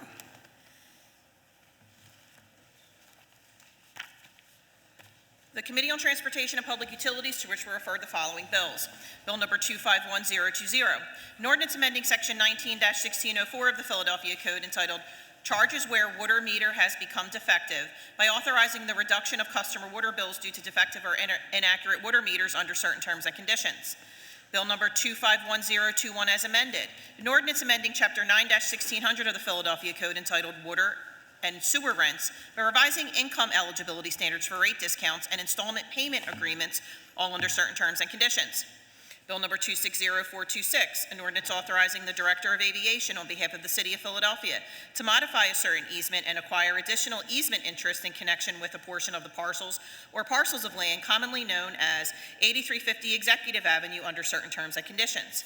Bill number 260427, an ordinance authorizing the Director of the Department of Aviation to acquire on behalf of the city fee simple title or a lesser interest purchase, amicable negotiation, dedication, donation, condemnation, agreement in lieu of condemnation or otherwise, in and to all or portions of a certain parcel of land known as 88 Tinicum Boulevard in the city in Philadelphia County under certain terms and conditions. Bill number 260428, an ordinance authorizing the Office of Transportation and Infrastructure Systems and the Procurement Commissioner on behalf of the city to execute separate multi-year concession agreements with It's Electric, Inc.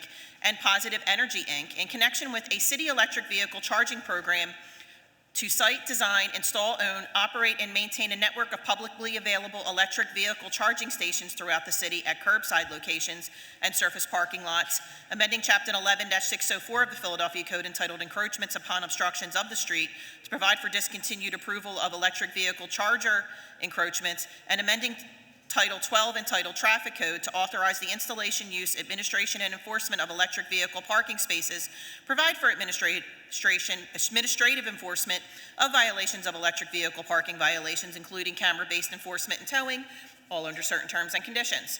Bill number 260431, an ordinance authorizing the Procurement Commissioner on behalf of the city to enter into a concession agreement with Positive Energy, Inc. for the procurement, construction, installation, operation, and maintenance of direct current fast chargers in the cell phone lot at Philadelphia International Airport under certain terms and conditions. And Bill number 260464 is amended, an ordinance authorizing the Procurement Department on behalf of the City of Philadelphia to enter into an agreement with the Philadelphia Energy Authority to purchase electricity and certain attributes and benefits related to the generation of such electricity from a solar energy facility be built and owned by Reactive LLC located at Northeast Philadelphia Airport for use at and connection with the city facilities, all under certain terms and conditions. Respectfully reports it as considered the same and returns the attached bills to council with a favorable recommendation. There are no further bills to report out from the Committee on Transportation and Public Utilities. Council President. Thank you very much. Chair recognizes Councilman Mike Driscoll for a motion. Thank you, Mr. President. I move that the rules of council be suspended to permit first reading this day of the bills just read into the record by the Chief Clerk. It has been moved and properly seconded that the rules of council be suspended so as to permit the consideration of the bills just read by the Chief Clerk at today's session of council. All those in favor of the motion will signify by saying aye. Anyone opposed? The ayes have it. The motion is carried. These bills will be placed on our first reading calendar for the day. Chair recognizes Councilman Dr. Ahmed for a report from the Committee on Public Health and Human Services. Thank you, Mr. President. The Committee on Public Health and Human Services reports out one bill with a favorable recommendation. Will the Chief Clerk please read the report? The Committee on Public Health and Human Services, to which was referred the following bill. Bill number 260303, an ordinance amending Title 21 of the Philadelphia Code entitled Miscellaneous to add a chapter entitled U Visa and T Visa certifications, providing for a process for certifying agencies, including timely responses to requests, confidentiality of requests, guidelines for the grant or denial of a request, and other procedures, all under certain terms and conditions. Respectfully reports it has considered the same and returns the attached bill to council with a favorable recommendation. There are no further bills to report out from the Committee on Public Health and Human Services. Council President. Chair recognizes Councilman Dr. Ahmed for a motion. Thank you, Mr. President. I move that the rules of council be suspended to permit first reading this day of the bill just read into the record by the Chief Clerk. It has been moved and properly seconded that the rules of council be suspended so as to permit the consideration of the bill just read by the Chief Clerk at today's session of council. All those in favor of the motion will signify by saying aye. Anyone opposed? The ayes have it. The motion carries. These bills will be placed on our first reading calendar for today. The next order of business is the consideration of the calendar. I note that the bills just reported from committees with the suspension of the rules have been deemed to have had a first reading. These bills will be placed on the second reading and final passage calendar for the next session of council. Council will be at ease. Chair recognizes Councilman Jeffrey J. Young. Thank you, Mr. President. I ask for a leave of absence to attend to other council business outside of chambers, and I ask to be voted on aye on all bills and resolutions today. Thank you very much. It shall be duly recorded and leave is granted. The chair recognizes Councilmember Mike Driscoll for a motion regarding Bill number 2604 464 reported out of committee. Thank you, Mr. President. I move that the rules of council be suspended so as to permit an amendment to Bill number 260464. It has been moved and properly seconded that the rules of council be suspended so as to permit the consideration of the amendment to Bill number 260464 at this time. All those in favor of the motion will signify by saying aye. Anyone opposed? The ayes have it. The motion carries. The chair recognizes Councilmember Mike Driscoll. Thank you, Mr. President. On behalf of Councilmember O'Neill, I would like to offer an amendment to Bill number 260464. A copy of the amendment has been circulated to all members of council. I move for the adoption of the amendment. Second. Is there a second? It has been moved and properly seconded that the amendment to Bill number 260464 be adopted. All those in favor signify by saying aye. Anyone opposed? The ayes have it, and the bill has been amended. This bill will be placed on the second reading and final passage calendar for our next session of council. The chair recognizes Councilmember Catherine Gilmore Richardson for a motion concerning bills on the first reading calendar. Thank you, Mr. President. The following bill on the first reading calendar is being held, Bill number 260298. The chair recognizes Councilmember Catherine Gilmore Richardson for a motion concerning resolutions on the final passage calendar. Thank you, Mr. President. I move that the rules of council be suspended to permit the use of a consent agenda to consider the following resolutions on the final passage calendar. Numbers 260569, 260571, 260572, 260573, 260574, 260575, 260576, 260577, 260582, 260588, 260589, 260590, 260591, 260593, and 260595. The following resolutions on the calendar are being held. 260481. It has been moved and properly seconded that the rules of council be suspended to permit the use of a consent agenda to consider the resolutions just read by Councilmember Majority Leader Catherine Gilmore Richardson. All those in favor, please indicate by saying aye. Those opposed, the ayes have it. The motion carries, and we will consider the resolution consent agenda shortly. The chair again recognizes Majority Leader Catherine Gilmore Richardson for a motion concerning the bills on the second reading and final passage calendars. Thank you, Mr. President. I move that the rules of council be suspended to permit the use of a consent agenda to consider the following bills on the second reading and final passage calendars. Numbers 250644, 260645, 260207, 260238, 260302-A, 260385, 260386, 260391, 260392, 260393, 260394, 260395, 260424, and 260430. The following bills on the calendar are being held. 250807. I'm just asking for all visitors to please put your phones on vibrate and or silent.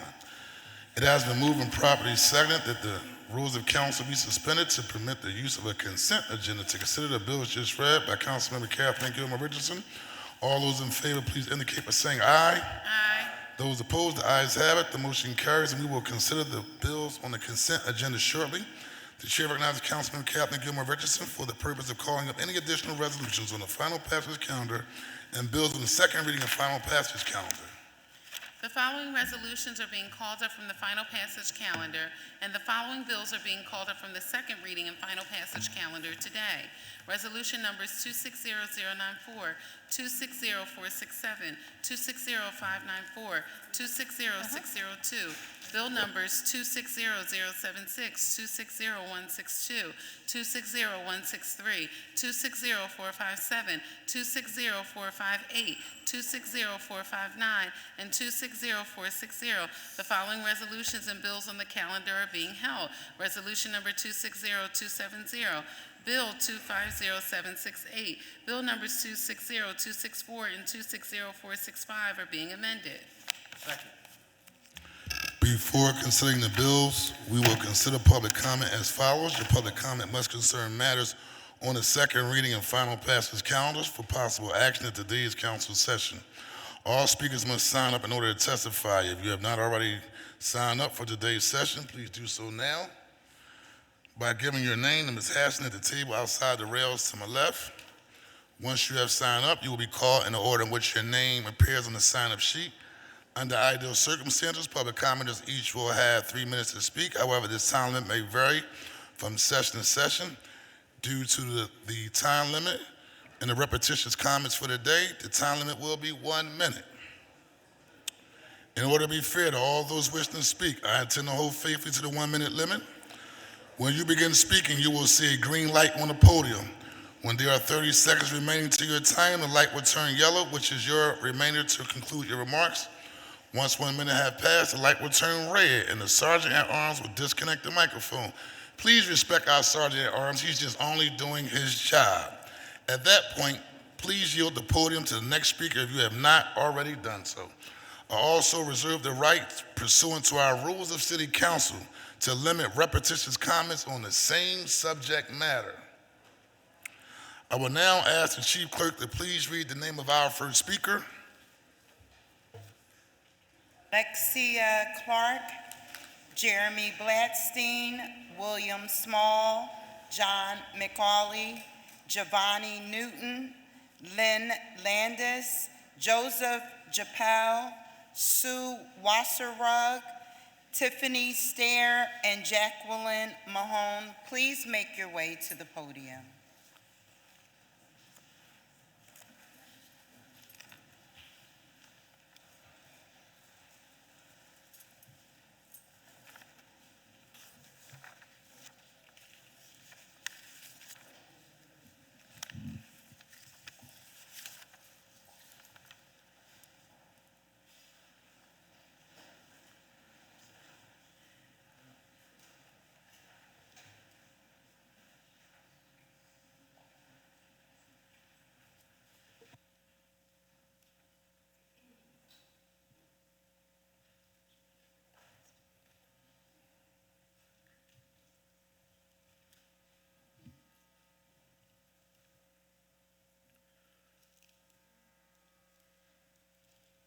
Please proceed. Good afternoon, Council President, esteemed members of Council. My name is Hugh Organ. I'm here representing Covenant House, Pennsylvania on behalf of Alexia Clark, who unfortunately had a medical emergency this morning. We're here to thank you for recognizing Covenant House for our 25 years of service. Covenant House has made many accomplishments in our 25 years, all of which could not have been done without all of the amazing staff, a portion of which are behind me today. We are serving over 57,000 youth in the 25 years that Covenant House has been in existence through all of our continuum of services. Our youth, who are often discarded by society, go on to become doctors, police officers, social workers, you name it. We work with young people regardless of their money, and our services are open 24 hours a day, 365 days out of the year, and we've continued to provide these services throughout the 25 years of our time in Germantown as well as in Kensington. Our goal is to continue to fight human trafficking as well as end youth homelessness, and we appreciate your support, and we can be done so if you would like to join our team at www.covenanthousepa.org. Thank you very much for your time today.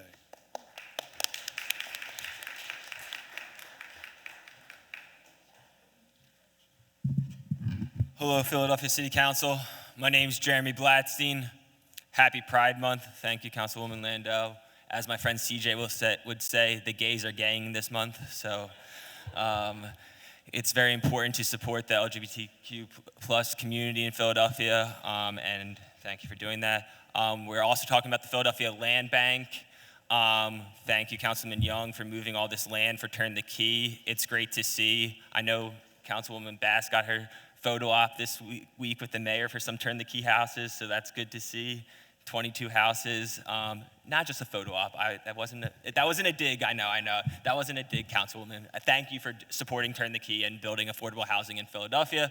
And last but not least, we're talking about SEPTA. We need to upzone our transit corridors. We need to build more housing around our SEPTA stations, and we need to make sure that we're funding it properly so that all visitors can properly ride SEPTA while they're visiting the city of Philadelphia. Ride the ride, fund SEPTA. Thank you.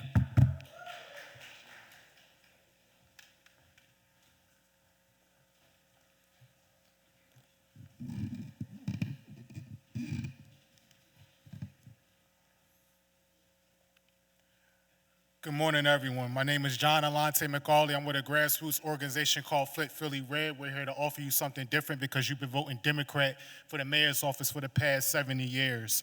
In regard to Resolution 260602, I want to thank the United States Supreme Court for standing with the Constitution and protecting America from racial gerrymandering.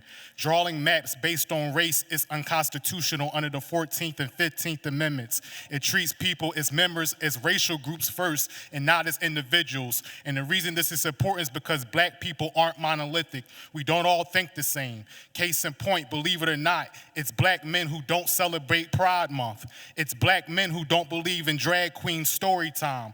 All of the black representation in Philadelphia, and kids are graduating with reading proficiency levels at 35% and arithmetic levels at 25%. All of this black representation in Kensington looks like The Walking Dead. The way I see it, with all of the illegal aliens Democrats counted in the 2020 census, you owe the GOP congressional seats. Thank you for your attention.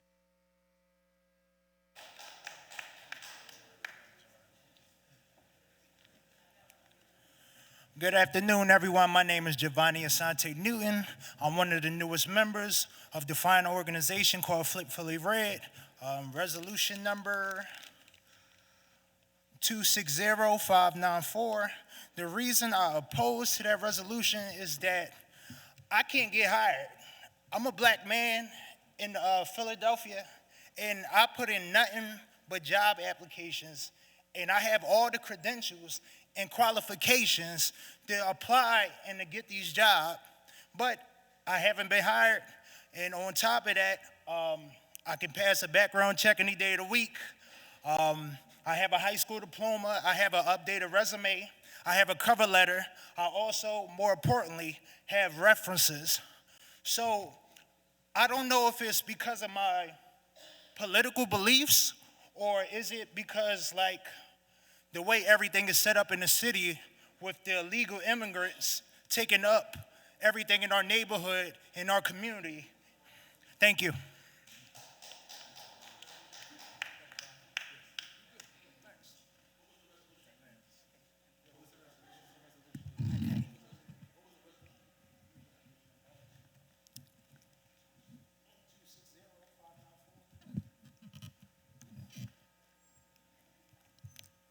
Good morning, I'm Lynn Landis of Philly's Republican Network. Oh, it's not good afternoon. Regarding the resolution that is recommending applicants for appointment by the mayor to the Parks and Rec Commission, it appears that there was a public hearing on the subject. However, the fact remains that Parks and Rec normally does not hold public hearings, but instead conducts community outreach events. In fact, Parks and Rec has been sued on more than one occasion for violating the Sunshine Act by not holding public hearings before making important decisions. A recent example is the FDR Park expansion, which included massive tree cuttings, filling in the floodplain, and a plan to use reportedly toxic artificial turf on proposed soccer fields. It should be noted that turf continues to be used at other parks with no health or safety warning for the public. And despite Mayor Parker's claim to be the clean and green mayor, she is still not enforcing the Healthy Outdoor Public Space Act, which was passed unanimously by City Council, and as a result, toxic chemicals are still being sprayed on our parks and other outdoor spaces, contaminating both people and the planet. Thank you very much.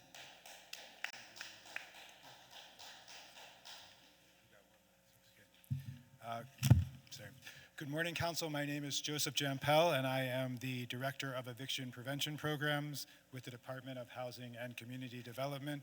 I want to thank Councilwoman Brooks and her office for introducing the resolution today to recognize Leo Elliott, Susan Lane, and Nancy Giacomini. As you heard, they took on work of building our new eviction diversion portal on top of their full-time jobs. Leo with a tenants advocate's perspective, Susan with a relentless focus on speed, accuracy, and clarity, and Nancy with a deep care for the experience of the landlords and the integrity of the mediation process. There were many other people who contributed to this portal effort too, and I want to quickly recognize them as well. So at the Philadelphia Housing Development Corporation, Ayanna Sims and Kenyatta Miller. At Philadelphia Legal Assistance, Catherine Anderson. At Cora Good Shepherd, Sue Wasserkrug and Ashley Hogan. At Community Legal Services, Rachel Garland, Liz Freed, and Elena Hilliard. And finally, I wanted to recognize two of my colleagues at DHCD, Michal Bilik and Svi Karnasevich. Thank you.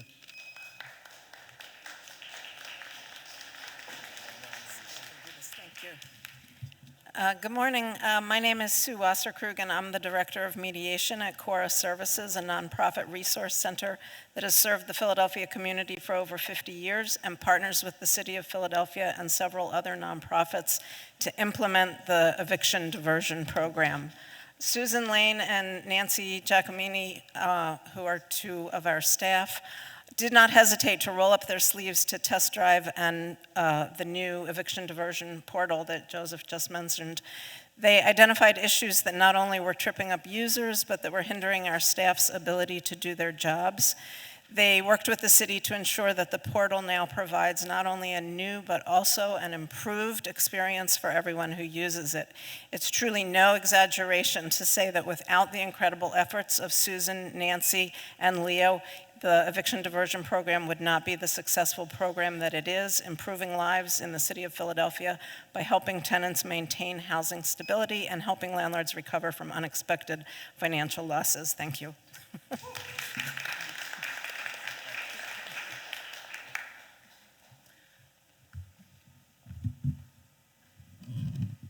Hi, everyone. My name is Tiffany Stair, and I'm here today on behalf of Revolution Philadelphia, a grassroots animal rights organization here in the city.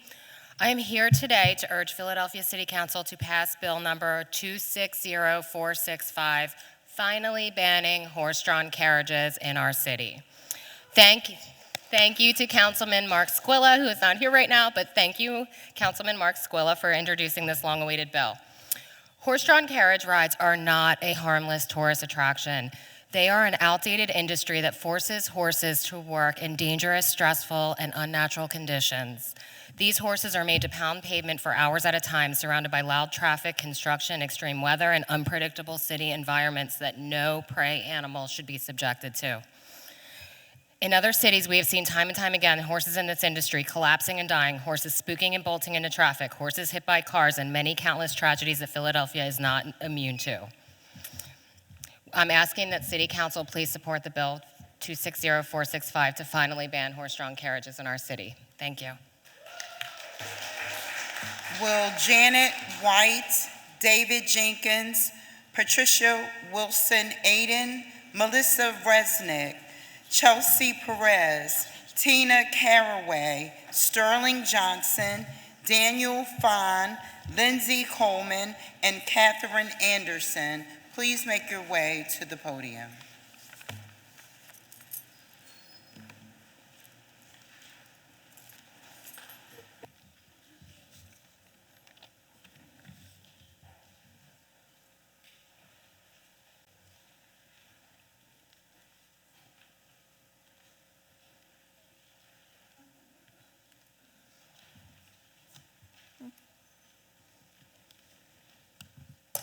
The chair now recognizes Councilmember Landau. Thank you, Madam Chair. I am asking for a leave of absence to do some official council business. I can also be back at 2:30 if needed. I'd like to be recorded as aye on all bills and resolutions. Thank you. Leave will temporarily be granted. Thank you.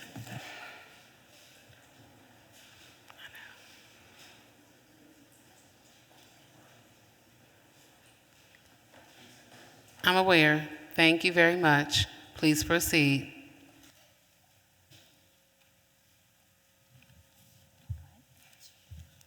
Hi, my name is Jackie Mayen. I'm here in support of Bill 260465 to ban horse-drawn carriages in Philadelphia. I wanted to share with you 3 years ago, I never noticed or really thought about horse-drawn carriages. If I saw them, I just thought how colorful. And just in the past 3 years, I've learned so much about the suffering these animals endure. Councilmember Mark Squilla has been working on this bill for several years. Chicago banned horse carriages 5 years ago. Several other cities have as well. As we know, New York City is behind the times in this regard, and we can show them the way. These animals suffer terribly. It's obvious, it's documented. In addition, there's a long history of injury to humans and property associated with this supposed entertainment. I suggest that eco-friendly electric carriages are the way forward. The main purveyor of this supposed entertainment closed years ago, so action to ban this practice is long overdue. And thank you so much for your time.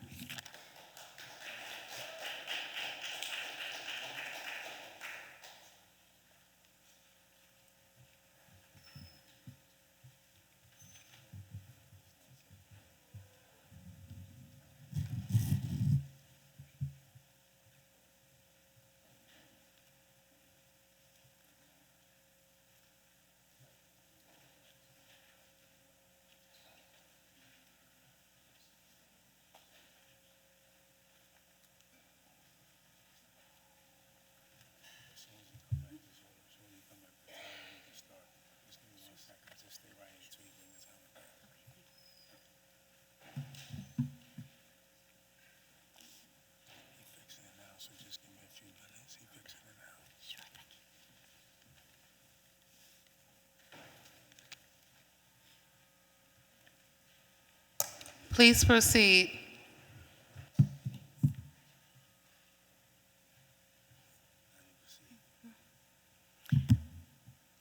Good afternoon. My name is Janet White. I am the founder and director of Carriage Horse Freedom, which is a solution-oriented animal advocacy group in Philadelphia. We are seeking a ban on horse-drawn carriages. I'm here to address the amended bill 260465, which is to restrict operation of carriage horse businesses. But what we are requesting with the amended bill is to also consider the so-called non-commercial horses that are being worked as carriage horses. Unfortunately, problematically, recently on South Street, unlicensed and so on. So what we want to make sure is that they have protections as well in this bill, and they do, and we really believe it would be good for the city because of public safety and animal welfare, and we ask that you please support this bill. Thank you.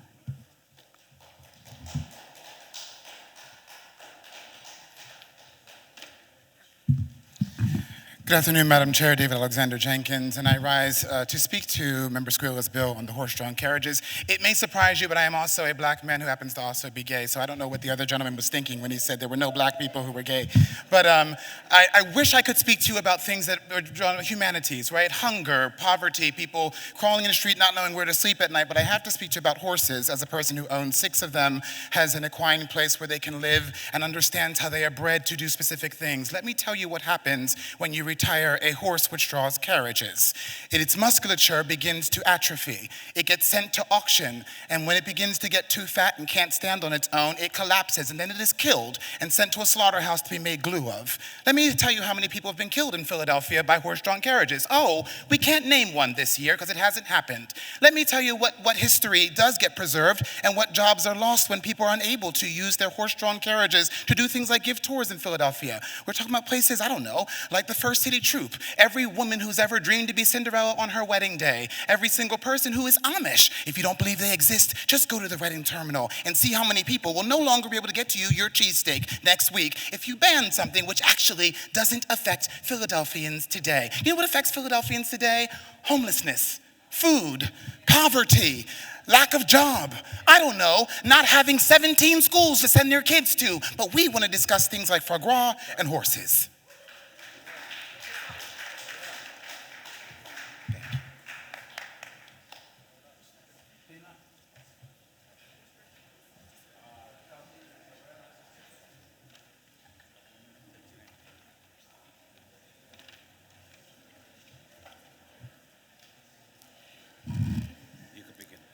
Thank you.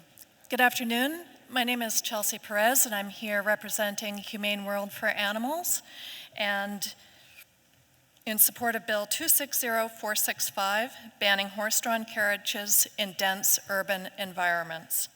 Horse-drawn carriages belong to a different era.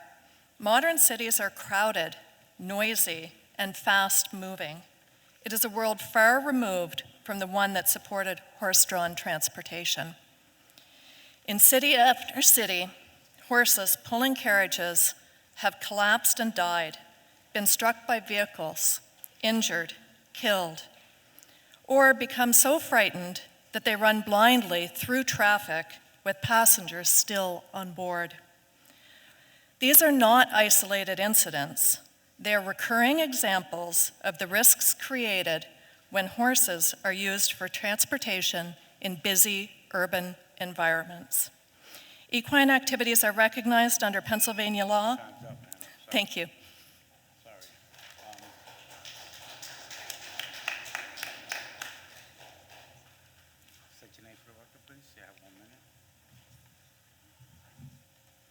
Tina Caraway, Kratom user. I stand in opposition to Bill 20163. I believe a complete ban would be a blatant and intentional act of ignorance. It is imperative in making a decision that would affect the lives of this city's constituents that you learn and follow the science behind the plant. There are many smear campaign articles lumping pure kratom leaf with the more dangerous subalkaloids that are being extracted. These subalkaloids are only found in the plant in minute amounts naturally. Rather than using the city's time and resources to put a complete ban into existence, I feel the same resources, if not even more, should be put into learning what pure natural powder does to the nervous system in comparison to the extracts like 7-0 and MGM-15. I believe putting regulations in place would be far more effective than a complete ban, which would take the plant away from responsible users. Many other areas have implemented restrictions targeting high-potency formulas, and I believe a complete ban would just be impossible for some people to deal with. Thank you.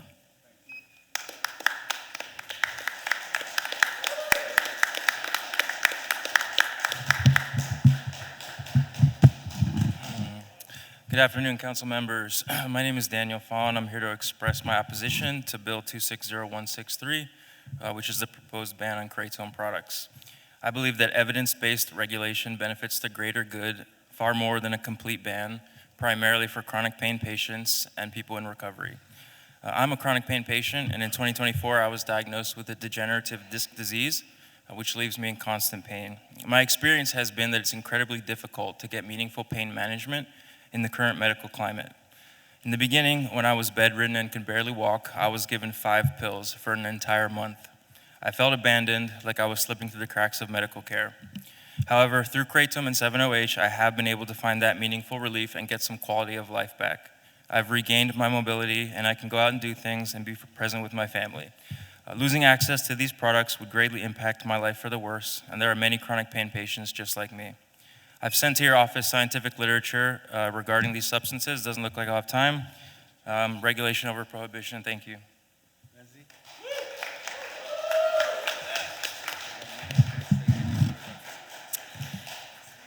Good afternoon, council members. My name is Lindsay Coleman, and I am speaking in opposition to Bill 260163 regarding the ban on kratom and 7-OH in the city of Philadelphia.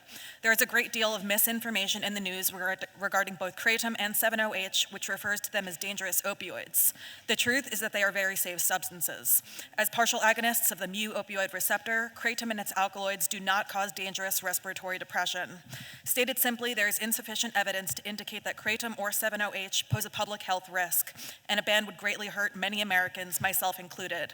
Over the last several years, I have suffered from chronic pain and have found it extremely difficult to manage my symptoms. All of this changed when I was introduced to kratom. Occasional doses have afforded me the pain relief, energy, and focus to excel in my career and live up to the expectations of my peers and myself. Therefore, I ask you to consider responsible adults like myself in this legislation and pursue regulation rather than an all-out ban. This could take on the form of dedicated age restriction, locale, or protected online sale. Thank you for your time. Thank you.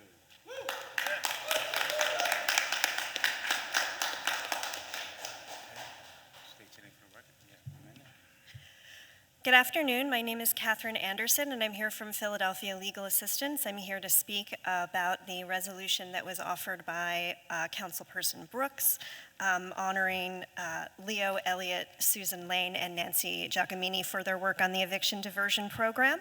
Philadelphia Legal Assistance runs a hotline for tenants who are participating in the eviction diversion program. We first opened this hotline at the very end of 2020. There were 2 paralegals, and Leo Elliott was one of them. He has spent the entire length of the program dedicating himself to better serving the tenants of the city of Philadelphia. I'm so glad that you are honoring and recognizing him today, especially because he's the sort of person who thinks that his exceptional work is just kind of what everybody does, and it really is not. He is truly exceptional. Thank you so much for supporting the eviction diversion program, and also thank you for allowing Philadelphia Legal Assistance to run the hotline for it. We love the program and appreciate your work. Thank you. Will Rich Garella, Fatima Ford Bradshaw, Christina Saxton, Gloria Cartagna, Shannon Dancy, Gloria Hawkins, Adam Saeed, Reverend Malika Rahman, Tanya McCleary, and Neil Felver. Please make your way to the podium.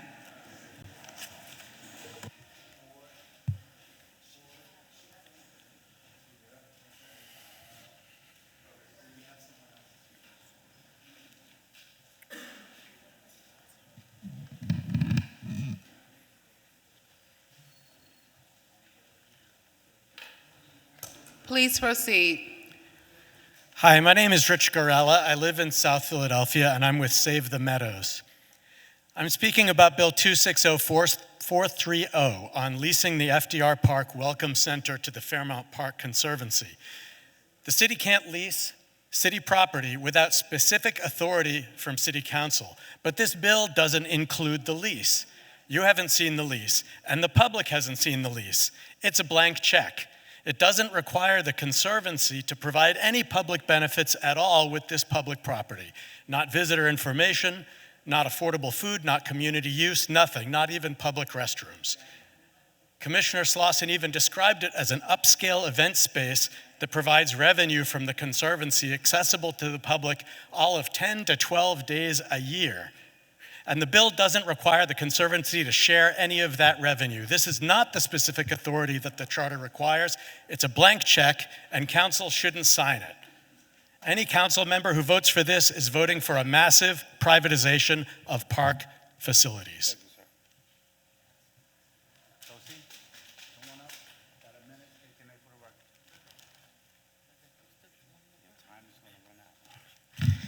Good afternoon. My name is Tausi Valcárcel. I'm a proud member of the Philadelphia Land Steward Union.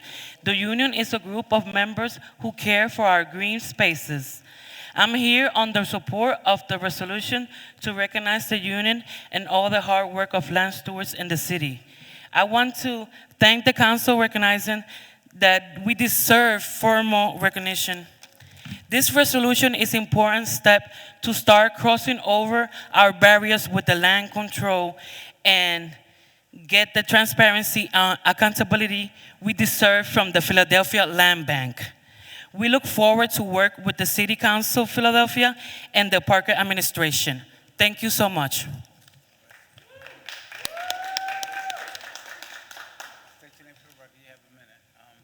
Hi, my name is Christina Saxton. I live in North Philadelphia. I'm a member of the Land Stewards Union. The union is a group of residents who steward side yards and vacant lots.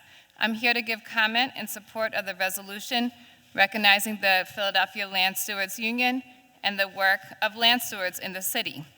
I have stewarded a green space composed of 10 empty lots, 3 doors down from my house, for 17 years.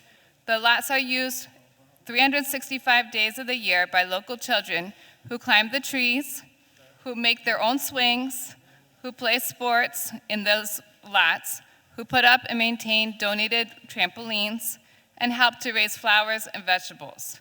In the fall of 2025, a house was built on the space the teens used to play volleyball. The Land Stewards Union is asking the city and the Land Bank to recognize the rights of land stewards like myself to have priority voice over outside developers and what happens in the plots land stewards use. Thank you for your attention.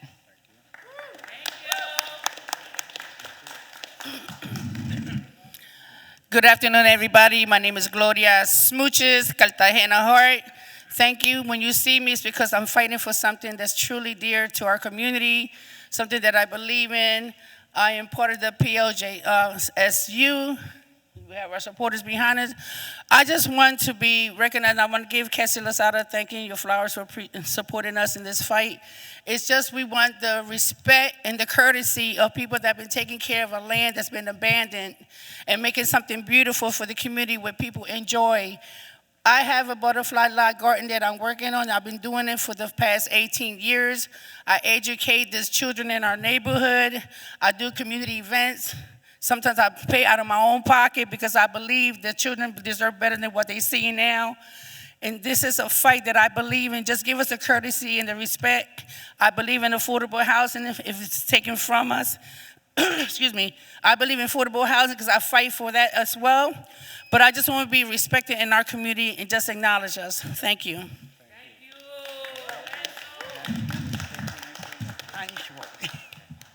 Good afternoon. My name is Gloria Hawkins. I live on Fifth Street. They destructed a building on Fifth Street, apartment building, and they messed up 2152 North Fifth Street. The address of that apartment building is 2155 North Fifth Street. Thank you.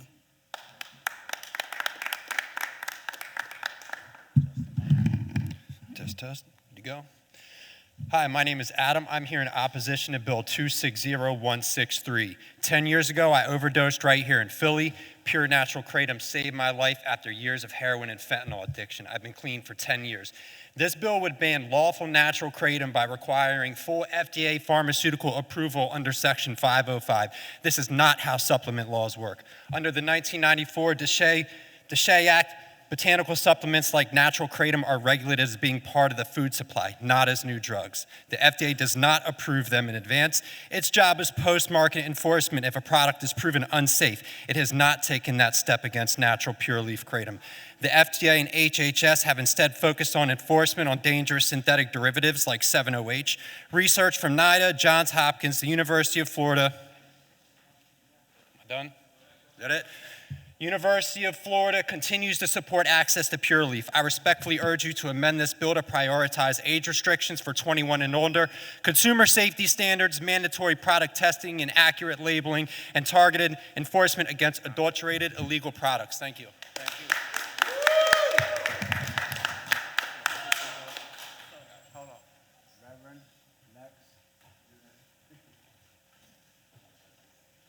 We have a minute taking it for record, then we've got time. All right, no problem. Good afternoon, everyone. I'm Reverend Malika Rahman, and I have the pleasure and privilege of serving as the Vice Chair of the Citizens Police Oversight Commission. I am here today to thank first and foremost Councilman O'Rourke for recommending the resolution for us to recognize June 9th as CPOC Day here in the city of Philadelphia. The role of CPOC is to ensure that we have transparency, accountability across the board in this city, and I want to say that thus far, we have done that. We have been the agency to show up and show out, to stand in the gap creating systems, and I just want to say that as we move forward, it is our goal as we celebrate 5 years in 2026 to continue those efforts to ensure that we don't just say what we can and cannot do, but that we show up in support of our community. So thank you again, Council, and we appreciate your support in issuing this resolution for June 9th to be CPOC Day. Thank you.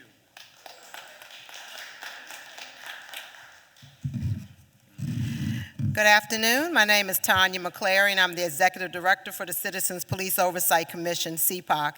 And I also want to thank Councilmember O'Rourke for introducing the resolution for June 9th to be Citizens Police Oversight Day. I want to say that I'm really excited. We want to obviously acknowledge Councilmember Jones during that time for his courageous and forethought in putting forth some of the most ambitious legislation for police oversight in the country. And I want you all to know that we bring a national spotlight to this city. People around the country, when they are thinking about police oversight, call our office. We are in advising roles to many cities when they are trying to set up police oversight because people want to do the Philadelphia model. We have done workshops across the country for people in police oversight, and I want you all to know that national spotlight. Our organizing model and outreach is called the Philly model and is used across the country. So we're excited about these first 5 years, looking forward to the next 5 years of continuing to bring phenomenal police oversight to the city of Philadelphia. Will Nick Reeder, Carrera Allure Wilson, Iwer Asande, Rosalind Ivy, Paul Obona, Paul Higgins, Sharon, Anthony and Elava Carr, Zane Knight, Ashley Robinson, Allison Smith, Jackson Essex, Felice Mazzo, and Kathy Welsh. Please make your way to the podium.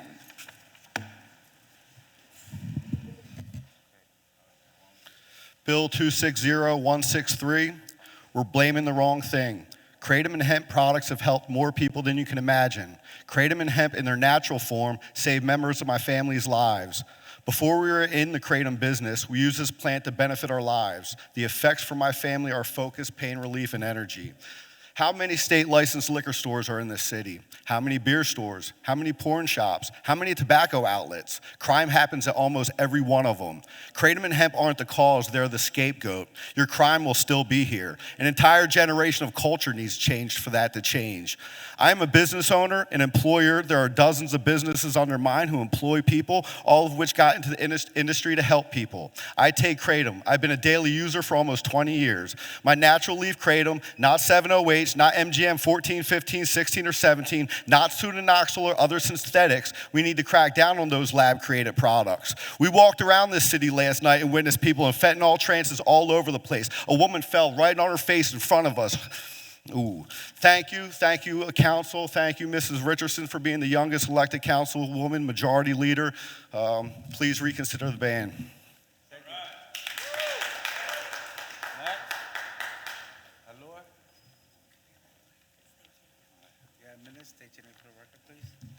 Yes. Good afternoon. My name is Carrera. Good afternoon. My name is Carrera Laura Wilson. I'm a proud mother of 3 children at John Berry Elementary, a member of Lift Every Voice Philly, and a 634 local union member working as climate staff at Henry C. Lee Elementary School. I'm speaking today on the connection between preschool push-out and the ways we push children out of school all along their educational journey. Parents across Philadelphia organized and delivered over 1,000 petitions, signatures from families at 95 schools and every council's district. As both a parent and climate staff member, I know budget lines are not numbers, they're people. Public reporting says that $50 million has been passed. That funding will protect my position, but parents organized for $75 million because we know what our kids need. Building substitutes exist because hundreds of classrooms open every year without a teacher. I know what it's like to send my kids to school without having a teacher. It's painful and robbery. Kids can't afford to lose more adults. If Mr. Higgins isn't there, that would cause a lot of stress in the school. Please fund the full $75 million and very least additional $13 million needed to protect the school substitutes. Children do not need to be robbed more of their people that they need, the schools, teachers, and building substitutes. Thank you. Your name was Owari Usiande. Okay, fine. Thank you. Y'all standing together. Good afternoon, members of City Council. I am Owari Usiande, and I have the privilege of serving as the Deputy Executive Director for the Citizens Police Oversight Commission. 5 years ago, this body established one of our nation's most comprehensive acts of civilian police oversight. Since, our agency has been about that work, and we've remained mindful that we also exist because millions across this nation said enough after Minneapolis police took the life of Mr. George Floyd. We also exist because the people of this city said enough following the police killing of Mr. Walter Wallace Jr. in a neighborhood in West Philadelphia. Our work is based on the premise that the police are not a law unto themselves, but are to be held to the rule of law. On behalf of the 22 staff investigators, complaint intake, community relations, and professional auditors, we are here to say simply thank you for not just passing legislation that enables the people of the city to put eyes on the police, but to envision what public safety ought to look like.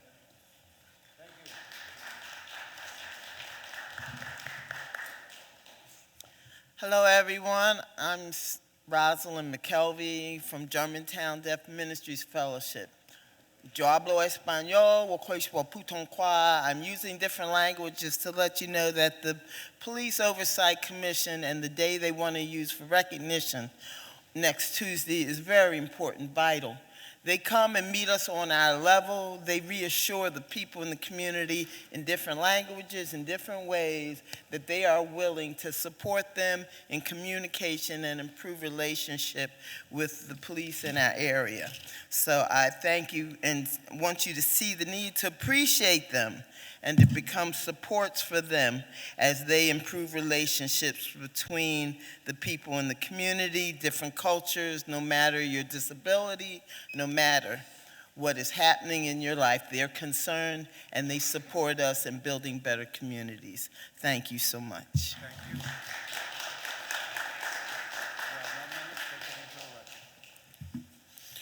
Hello, my name is Nicholas Reeder. I'm in opposition of Bill 260163. The pharmaceutical companies, they offer you side effects. Kratom offers relief. I ask that you regulate, not ban Kratom. Thank you.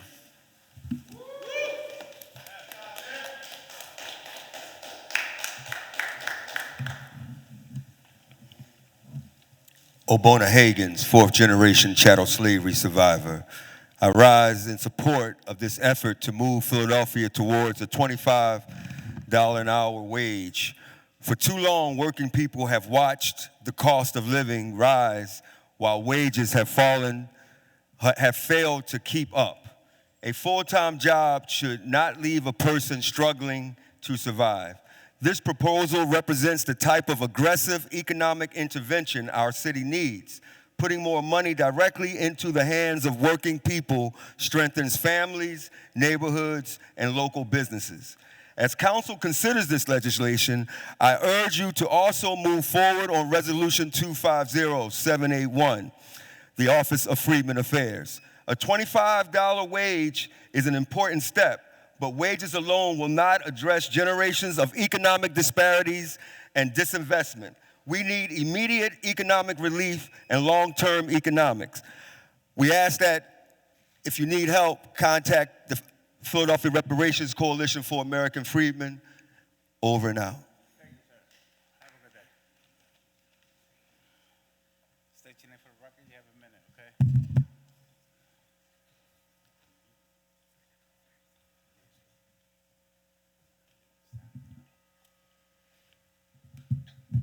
Good afternoon, council members, and thank you for giving us this time. We are sincerely thankful for your service and dedication to the public here. My name is Anthony Kahn.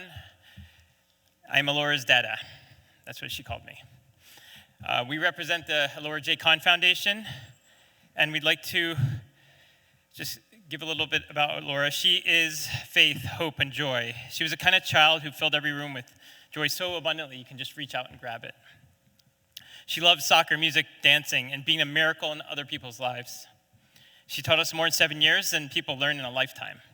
As a father, nothing prepares you to hear the words that your child has a disease without a cure. And nothing prepares you to say goodbye or to bury your child. If there's one thing the Lord taught us, even in the hardest moments, there can still be faith, hope, and joy. Today, we're grateful for Philadelphia for allowing June 15th to be Pediatric Brain Cancer Awareness Day. We thank Councilman Isaiah Thomas and the members of Congress for allowing that to happen. Thank you.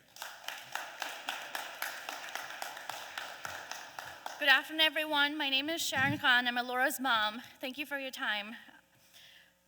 Councilmember Isaiah Thomas, thank you very much for leading this.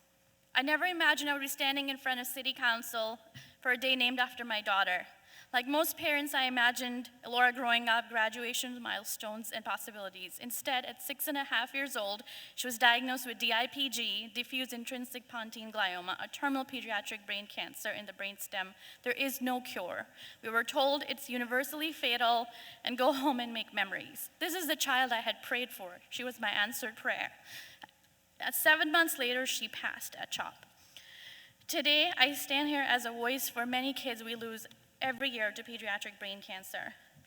It remains one of the most underfunded and resource-starved childhood diseases, yet brain tumors remain the leading cause of cancer-related death in children under the age of 10.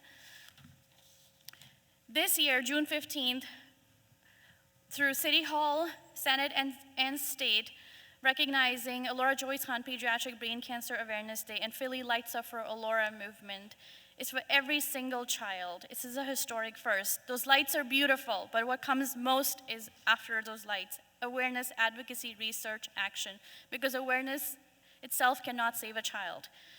That must inspire action and research and eventually a cure, because no parent should ever have to bury a child simply because a cure did not come soon enough.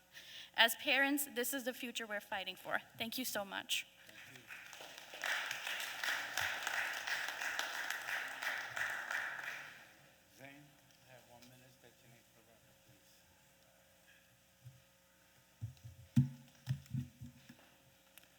My name is Zane Knight. My public comment is against Bill number 260163. And sorry for my speed here. I want to stress that I support the principle of protecting the health and wellness of individual users, which I see an attempt to do with the regulatory aspects of this bill. However, if my understanding is correct, the bill, as it's currently written, would broadly ban kratom products and extracts, also known as speciosa and hemp-derived cannabinoid products, by tying local legality directly to compliance with Federal Food, Drug, and Cosmetic Act. The City of Philadelphia is leveraging a regulatory framework that inherently favors consolidated capital over traditional or lower-cost herbal remedies to secure FDA approval or recognize compliance under the FD&C Act. A substance typically requires millions of dollars in clinical trials and institutional backing, which existing bans only further block. The framework disproportionately favors multinational pharmaceutical corporations. Historically, prohibitions don't work, and we should consider who will be impacted by this in a majority-minority city, black and brown individuals, etc. Thank you.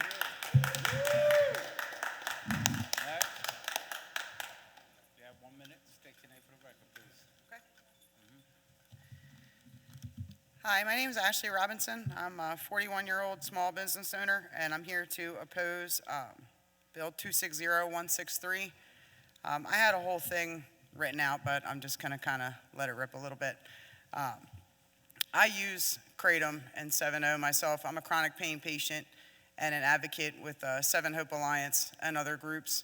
I'm a productive member of my community. I've lived in Pennsylvania on and off for the past 15 years, in Dauphin County, York County, and in Philadelphia at different points in my life. I'm a productive member of my community. I give back a lot. I'm from Baltimore, so I'm not only just familiar with Kensington and the issues here, but the issues that are happening in Baltimore City as well. We are in the middle of an opioid epidemic, and I've, by the grace of God, have been clean for 14 years. But I was part of it as well. So harm reduction saves lives. Kratom and 7-0 saves lives. I think we need to be a little less worried about that and a little more worried about, the bigger issues that are going on at play in our communities. So thank you for your time.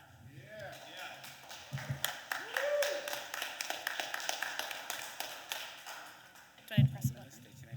Great. Good afternoon, members. My name is Allison Smith, and I'm here speaking on Ordinance 260173. On behalf of the Global Kratom Coalition, we appreciate the Council's attention to consumer safety, youth access, and common sense regulation. It is no question whether dangerous, intoxicating products should be regulated. They should be. However, the proposed regulatory framework needs to be tailored to address the products that are actually driving public health concerns. With that in mind, some of the bill aspects are good. It prohibits synthetic alkaloids, establishes a 2% limit on 7-OH, requires testing, certifications, labeling, institutes age restrictions. These provisions directly target adulterated high-potency synthetic substances. But then it goes on to make overly broad requirements that make this bill a de facto ban on natural kratom products. That's why I'm here.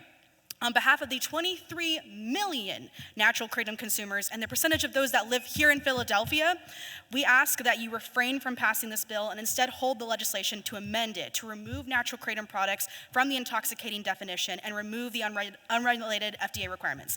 This issue is too complex for 60 seconds, and I ask that you educate and modify this bill to ensure access to natural kratom products. Thank you.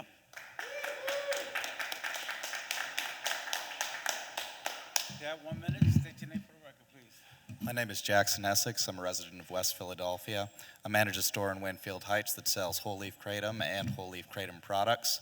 I believe that this bill was brought with good intentions. However, as many others have said, it will become a de facto ban on those whole leaf products. Many of the users of those products are invisible. You would not know them if you walk past them on the street because it is not a heavily intoxicating substance. It's something people take to get through their day, to avoid relapsing on other addictions. And I think as the bill stands, it is overly draconian and should be revisited. Thank you for your time.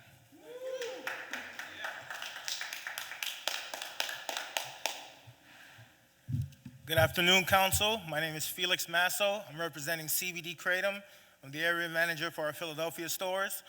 A significant misunderstanding exists regarding the substances addressed in this bill. Numerous minor cannabinoids are non-intoxicating and provide daily relief for a variety of conditions our constituents face. By banning all hemp derivatives, this legislation would effectively eliminate access to minor cannabinoids such as CBG for pain management or CBN for sleep assistance. Our THCA products contain the legal limit of 0.3% Delta-9 in accordance with federal regulations. Additionally, this bill broadly and unfairly targets kratom. Despite important distinctions within the category, there is ongoing confusion between natural leaf kratom and highly concentrated 7-OH products, which are fundamentally different. Rather than a total ban, we propose a robust regulatory framework. This should include mandatory third-party lab testing and strict labeling requirements for all market entries. And I welcome any one of you guys to come visit one of our stores so we can help you and educate you on what we carry. Thank you.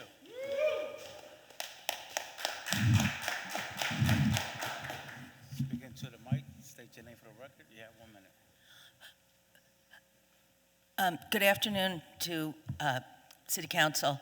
My name is Catherine Welsh. I'm a Philadelphia resident, and I am here in support of Resolution 260094 and Bill number 260076 regarding the proposed Child Welfare Commission. I began my career in child welfare in 1985 and have had a variety of positions over the years, including a contracted position with the Department of Human Services from 2005 to 2010. During the administration of John Street, a Child Welfare Oversight Committee was formed in response to the tragic death of Danielle Kelly. Oversight committees continued under the administration of Michael Nutter and Jim Kenney, and these expert committees and community stakeholders helped DHS form the Improving Outcomes for Children initiative, which included the creation of community umbrella agencies. DSH has made improvements and dramatically reduced the number of children in out-of-home care, families impacted. Okay, thank you. Go ahead, ma'am. You could let her finish. Go ahead, ma'am. DHS has made improvements and dramatically reduced the number of children in out-of-home care and diverted families to prevention services. Families impacted by DHS involvement and community stakeholders continue to demand transparency and accountability. Over the time that the CUAs have been in place, over a decade, some of the agencies are no longer providing services because of liability issues, and 40% of the CUAs currently have an issue with unsatisfactory or critical ratings in their workforce domain, which is dealing with recruitment and retention. So I'm supporting this commission to help improve child welfare throughout the city. Thank you very much, ma'am. Thank you. Council President. Good afternoon, members of the council. One of the justifications offered for this ordinance is that some smoke shops are selling illegal drugs, firearms, and other contraband. Excuse me, sir. Just say your name for the record, Sean please. Zamorano, Northeast Philadelphia. If that is true, then those activities are already illegal and should be addressed through enforcement of existing laws. Natural Kratom should not be swept into a ban because some businesses may also engage in criminal activity. The presence of illegal drugs in a store is an argument for prosecuting them crimes, not for banning products that are otherwise lawful and have been proven safe by the FDA, NIDA, the World Health Organization, and the DEA. The DEA has not scheduled natural kratom because the gold standard for scheduling is an 8-factor analysis. Kratom does not meet any of the natural kratom for scheduling and is therefore a supplement that does not need to be approved by the FDA. Federal agencies are already recognizing distinction between natural kratom and highly concentrated or synthetic products. I ask that you go back to the drawing board on Bill 260163 and make some amendments for natural kratom. Thank you.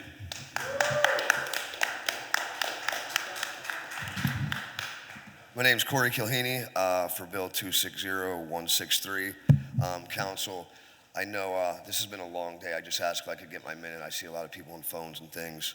I'm coming to you as your brother, your father, your son.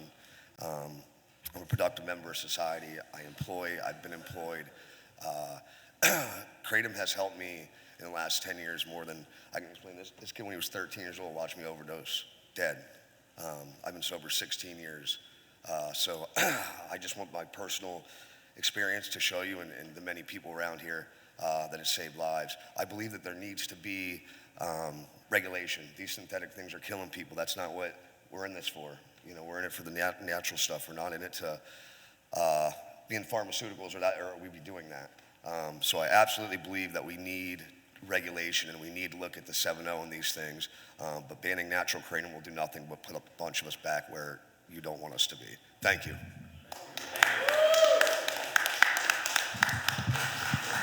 Council President, this concludes our listing for public comment today.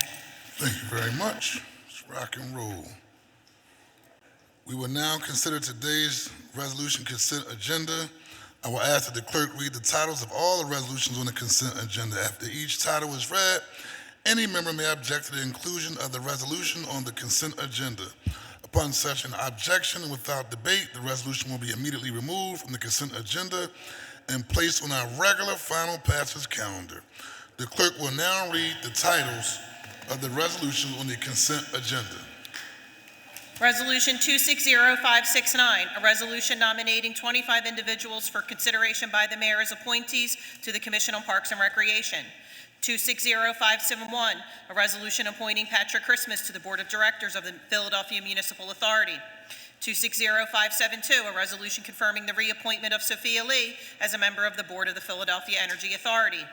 267573, a resolution confirming the reappointment of Barbara Moore as a member of the Board of the Philadelphia Energy Authority. 260574, a resolution confirming the appointment of Matthew Bowman as a member of the Board of the Philadelphia Energy Authority. 267575, a resolution confirming the appointment of Gaurav Mehta as a member of the Board of the Philadelphia Energy Authority. 260576, a resolution confirming the appointment of Sante Rivas as a member of the Board of the Philadelphia Energy Authority. 260577, a resolution authorizing the Philadelphia Land Bank to dispose of 1304 and 1310 South 28th Street and 1314 through 20 South 28th Street, including 1313 through 23 South Newkirk Street, located in the 2nd Councilmatic District in accordance with the terms of Chapter 16-700 of the Philadelphia Code. 260582, a resolution adopting the 2026 Hazard Mitigation Plan as the official hazard mitigation plan of the City of Philadelphia. 260588, a resolution authorizing the Philadelphia Land Bank to dispose of 1802, 1804, 1808, 1810, 1812, 1824, 1826, 1828, 1830, 1831, 1835, 1837, 1839, 1850 North Ringgold Street, 1812, 1839, 1844 North Taylor Street, 2411, 2427 West Montgomery Avenue, located in the 5th Councilmatic District in accordance with the terms of Chapter 16-700 of the Philadelphia Code.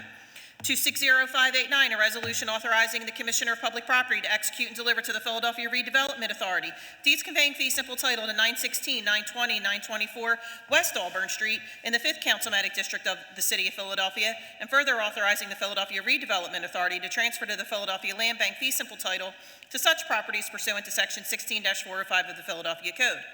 260590, a resolution authorizing the Commissioner of Public Property to execute and deliver to the Philadelphia Redevelopment Authority deeds conveying fee simple title to 855 North Orkney Street in the 5th Councilmatic District of the City of Philadelphia, and further authorizing the Philadelphia Redevelopment Authority to transfer to the Philadelphia Land Bank fee simple title to such properties pursuant to Section 16-405 of the Philadelphia Code. 260591, a resolution authorizing the Philadelphia Redevelopment Authority to execute and deliver to the Philadelphia Land Bank deeds conveying title to various properties located in the 5th Councilmatic District, including on the following streets: North 6th Street, North 15th Street, North 30th Street, Parish Street, Siebert Street, West Stiles Street, West Somerset Street, North Marshall Street, North 9th Street, North 27th Street, North 19th Street, North 23rd Street, North Bucknell Street, West Norris Street, North Ringgold Street, North Edding Street, North 16th Street, and West Auburn Street pursuant to the requirements of the Commonwealth Land Bank Act. 260593, a resolution confirming the appointment of Layla Bibi to serve on the Zoning Board of Adjustment. 260595, a resolution authorizing the Philadelphia Redevelopment Authority to execute and deliver to the Philadelphia Land Bank deed conveying title to 1941 through 47 East Huntington Street, located in the 1st Councilmatic District pursuant to the requirements of the Commonwealth Land Bank Act. There are no further resolutions on the consent agenda, Council President. The chair recognizes Majority Leader Captain Gilmore Richardson for a motion to adopt each of the resolutions on the consent resolution agenda. Thank you, Mr. President. I move for the adoption of each of the resolutions on the resolution consent agenda. It has been moved and properly seconded that each of the resolutions on the resolution consent agenda be adopted. All those in favor signify by saying aye. Those opposed, the ayes have it, and each of the resolutions on the resolution consent agenda has been adopted. We will now consider today's bill consent agenda. I will ask the clerk to read the titles of all the bills on the consent agenda. After each title is read, any member may object to the inclusion of the bill on the consent agenda. Upon such an objection and without debate, the bill will be immediately removed from the consent agenda and placed on our regular second reading and final passage calendars. The clerk will now read the titles of the bills on the consent agenda. 250644, an ordinance amending Title IV of the Philadelphia Code entitled the Philadelphia Building Construction and Occupancy Code by adopting the 2021 edition of the International Energy Conservation Code and the International Residential Code Part 4 Energy Conservation as published by the International Code Council, with previously adopted amendments thereto, as authorized by the Pennsylvania Uniform Construction Code Act, all under certain terms and conditions. 250645, an ordinance amending Title IV of the Philadelphia Code entitled the Philadelphia Building Construction and Occupancy Code by adopting the 2021 edition of the International Plumbing Code as published by the International Code Council, including introduction of new amendments and maintenance of previously adopted amendments to the 2018 International Plumbing Code as adopted under Pennsylvania Uniform Construction Code Act, all under certain terms and conditions. 267207, an ordinance to amend the Philadelphia zoning maps by changing the zoning designations of certain areas of land located within an area bounded by I-76, the Schuylkill Expressway ramp, Hartranft Street, and the Conrail right-of-way. 260238, an ordinance to amend the Philadelphia zoning maps by changing the zoning designations of certain areas of land located within an area bounded by Ludlow Street, South 41st Street, West Girard Avenue, and North 48th Street. 260302-A, an ordinance to amend the Philadelphia zoning maps by changing the zoning designations of certain areas of land located within an area bounded by Lippincott Street, 20th Street, Toronto Street, and 22nd Street. 260385, an ordinance authorizing the Chief Information Officer on behalf of the city to enter into a multi-year agreement to purchase support for mainframe and database software protocols and applications under certain terms and conditions. 260386, an ordinance authorizing the Chief Information Officer on behalf of the city to enter into a multi-year agreement to purchase licenses for email, cloud services, enterprise software, data services, security software, and other related computing products and services under certain terms and conditions. 260391, an ordinance amending Title IV of the Philadelphia Code entitled the Philadelphia Building Construction and Occupancy Code by amending Subcode M, the Philadelphia Mechanical Code, and adopting the 2021 edition of the International Mechanical Code as published by the International Code Council with amendments thereto, as authorized by the Pennsylvania Uniform Construction Code Act, all under certain terms and conditions. 260392, an ordinance amending Title IV of the Philadelphia Code entitled the Philadelphia Building Construction and Occupancy Code by amending Subcode G, the Philadelphia Fuel Gas Code, Subcode PC, the Philadelphia Performance Code for Buildings and Facilities, Subcode EB, the Philadelphia Existing Building Code, and adopting the 2021 editions of the International Fuel Gas Code, Performance Code for Building and Facilities, and International Existing Building Code, as published by the International Code Council with amendments thereto, as authorized by the Pennsylvania Uniform Construction Code Act, all under certain terms and conditions. 260393, an ordinance amending Subcode A, the Philadelphia Administrative Code of Title IV of the Philadelphia Code, the Building Construction and Occupancy Code, by revising and clarifying certain provisions, making corrections for compliance with the Pennsylvania Uniform Construction Code Act, and making technical changes, all under certain terms and conditions. 260394, an ordinance amending Title IV of the Philadelphia Code entitled the Philadelphia Building Construction and Occupancy Code by amending Subcode B, the Philadelphia Building Code, and adopting the 2021 edition of the International Building Code as published by the International Code Council with various amendments thereto, as authorized by the Pennsylvania Uniform Construction Code Act, all under certain terms and conditions. 260395, an ordinance amending Title IV of the Philadelphia Code entitled the Philadelphia Building Construction and Occupancy Code by amending Subcode R, the Philadelphia Residential Code, and adopting the 2021 edition of the International Residential Code as published by the International Code Council with amendments thereto as authorized by the Pennsylvania Uniform Construction Code Act, all under certain terms and conditions. 260424, an ordinance establishing temporary parking regulations and enforcement thereof and temporary residential guest parking permits for the vicinity of the area bounded by the intersection of North 21st Street and North College Avenue, North 21st Street, Master Street, North 25th Street, Cecil B. Moore Avenue, North 33rd Street, West Oxford Street, West Glenwood Avenue, North 32nd Street, and continuing along the railroad boundary south from North 32nd Street at West Thompson Street to the intersection of Aspen Street, Pennsylvania Avenue, Hamilton Street, North 21st Street, Fairmount Avenue, Corinthian Avenue, Brown Street, North 21st Street, Poplar Street, Corinthian Avenue, South College Avenue, Poplar Street, West College Avenue, North College Avenue, to the intersection of North College Avenue and North 21st Street, all under certain terms and conditions.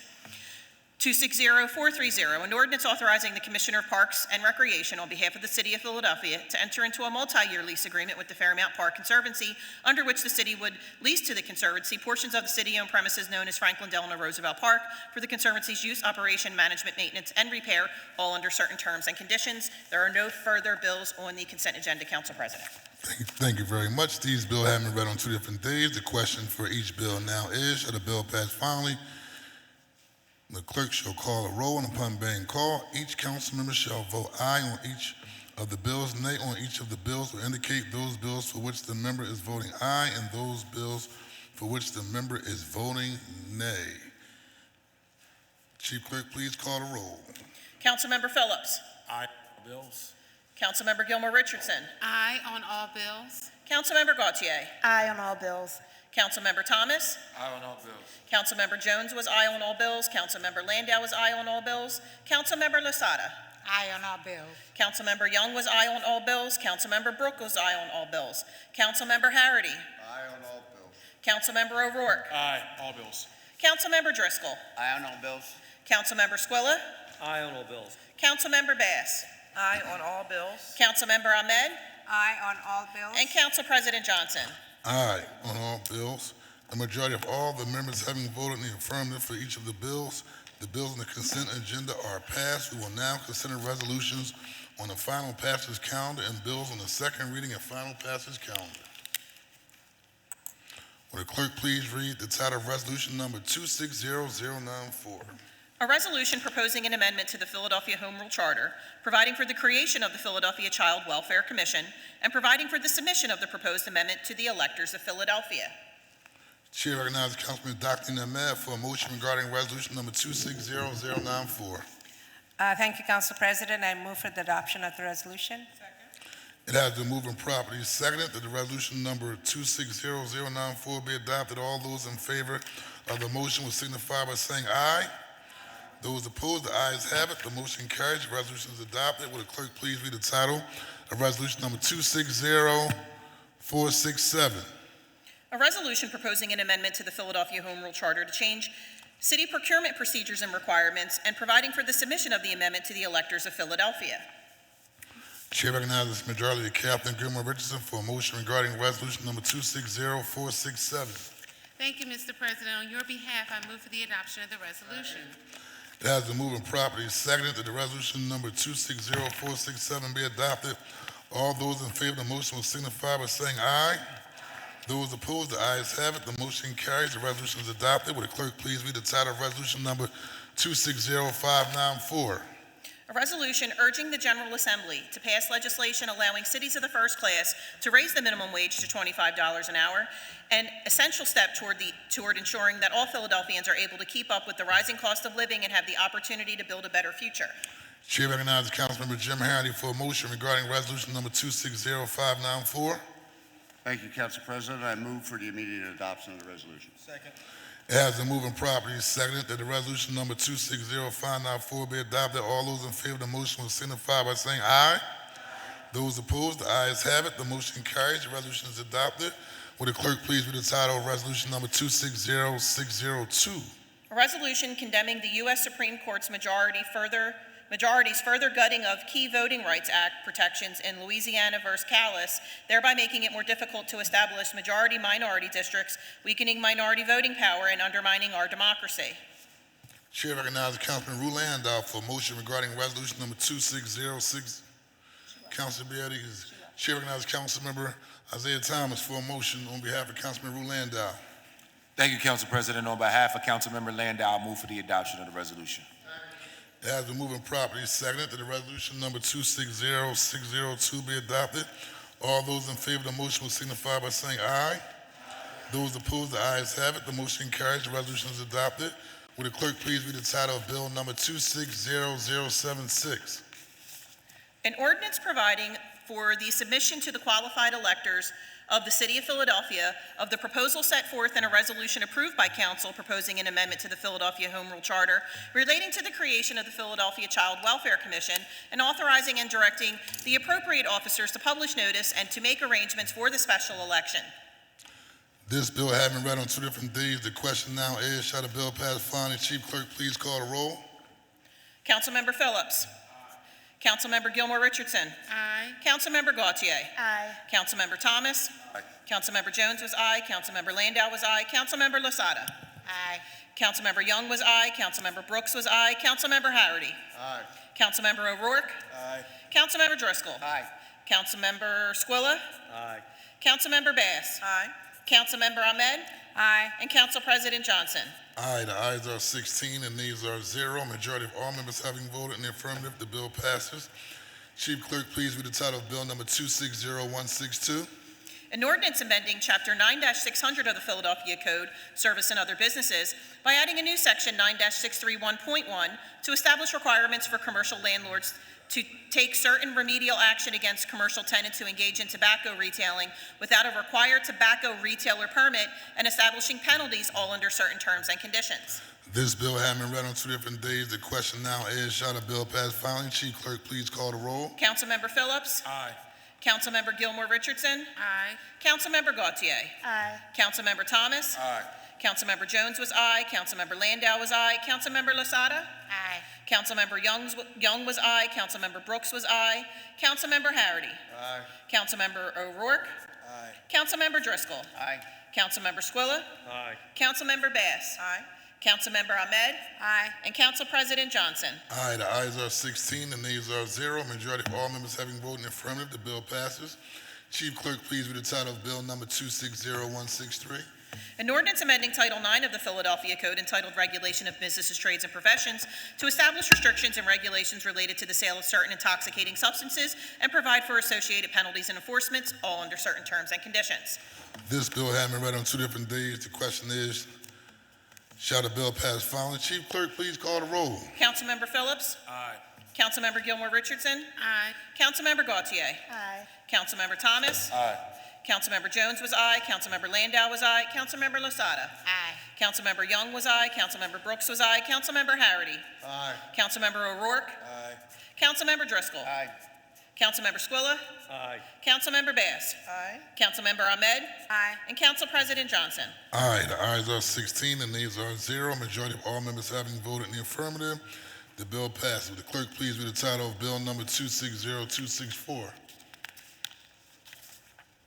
An ordinance providing for the submission to the qualified electors of the City of Philadelphia of the proposal set forth in a resolution approved by council proposing an amendment to the Philadelphia Home Rule Charter to provide for the creation of a Creative Philadelphia, to provide for powers and duties of such office, and to otherwise provide for incorporation of the office into city government, and authorizing the appropriate officers to publish notice and to make arrangements for the special election, all under certain terms and The conditions. chair recognizes Councilmember Thomas for a motion. Thank you, Council President. I move for the adoption. No, sir. You would like to. Thank you, Council President. 1 second, Council President. It's an amendment. Thank you, sir. Mr. President. I would like to offer an amendment to Bill Number 260264. A copy of the amendment has been circulated to all members of council, and I move for the adoption of the amendment. It has been moved and properly seconded that the amendment to Bill Number 260264 be adopted. All those in favor of the motion will signify by saying aye. Anyone opposed? The ayes have it, and the bill has been amended. This bill will be placed on the final passage calendar for our next session of council. Would the clerk please read the title of Bill Number 260457? An ordinance providing for the submission to the qualified electors of the City of Philadelphia of an amendment to the Philadelphia Home Rule Charter to change city procurement procedures and requirements, fixing the date of a special election for such purpose, prescribing the form of ballot questions to be voted on, and authorizing the appropriate officers to publish notice and to make arrangements for the special election. This bill having been read on 2 different days, the question now is, shall the bill pass finally? Chief Clerk, please call the roll. Councilmember Phillips. Aye. Councilmember Gilmore Richardson. Aye. Councilmember Gautier. Aye. Councilmember Thomas. Aye. Councilmember Jones was aye. Councilmember Landau was aye. Councilmember Losada. Aye. Councilmember Young was aye. Councilmember Brooks was aye. Councilmember Harity. Aye. Councilmember O'Rourke. Aye. Councilmember Driscoll. Aye. Councilmember Squilla. Aye. Councilmember Bass. Aye. Councilmember Ahmed. Aye. And Council President Johnson. Aye, the ayes are 16, the nays are 0. Majority of all members having voted in the affirmative, the bill passes. Chief Clerk, please read the title of Bill Number 260458.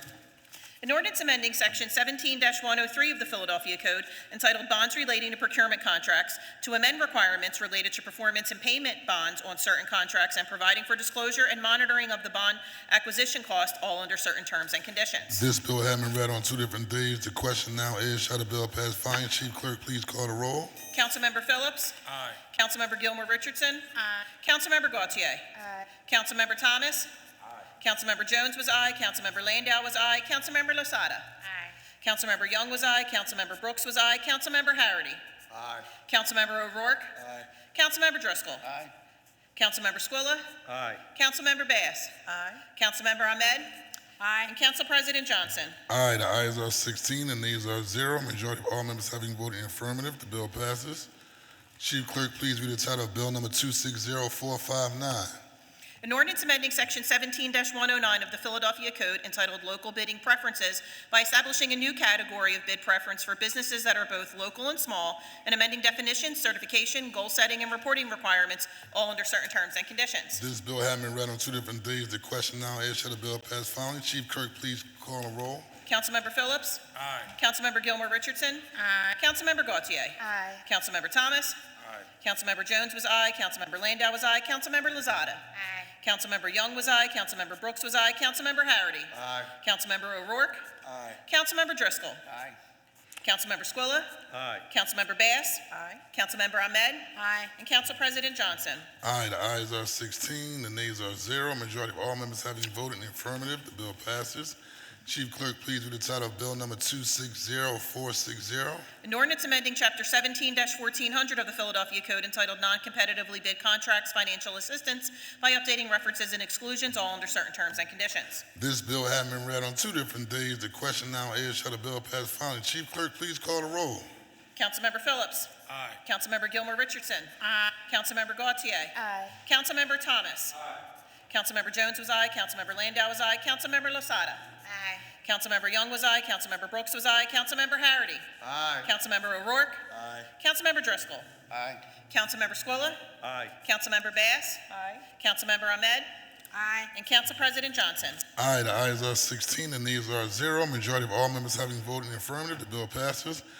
Chief Clerk, please read the title of Bill Number 260465. An ordinance amending Chapter 10-100 Animals of the Philadelphia Code to restrict the operation of carriage horse businesses and to provide for penalties for violations, all under certain terms and conditions.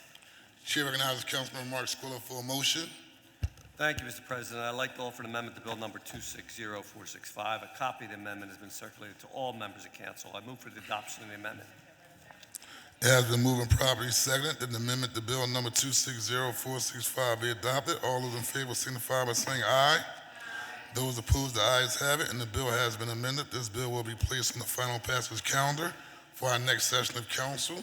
Will the clerk please read any additional resolutions on today's calendar?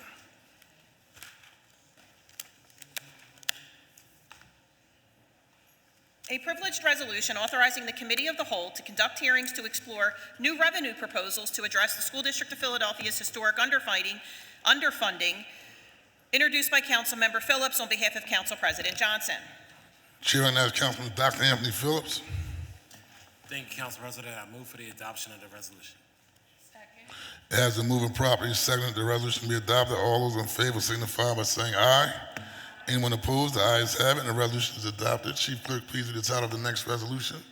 A privileged resolution recognizing and honoring civilian oversight of policing in Philadelphia, emphasizing that mutual respect and cooperation are essential for improving public safety and police-community relations, further proclaiming June 9th as Civilian Police Oversight Day, and recognizing the 5th anniversary of the creation of the Citizens Police Oversight Commission in the city of Philadelphia, introduced by Councilmember O'Rourke.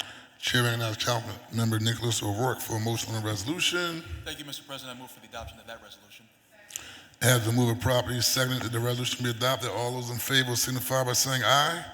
Anyone opposed, the ayes have it, and the resolution is adopted. Chief Clerk, please read the title of the next resolution.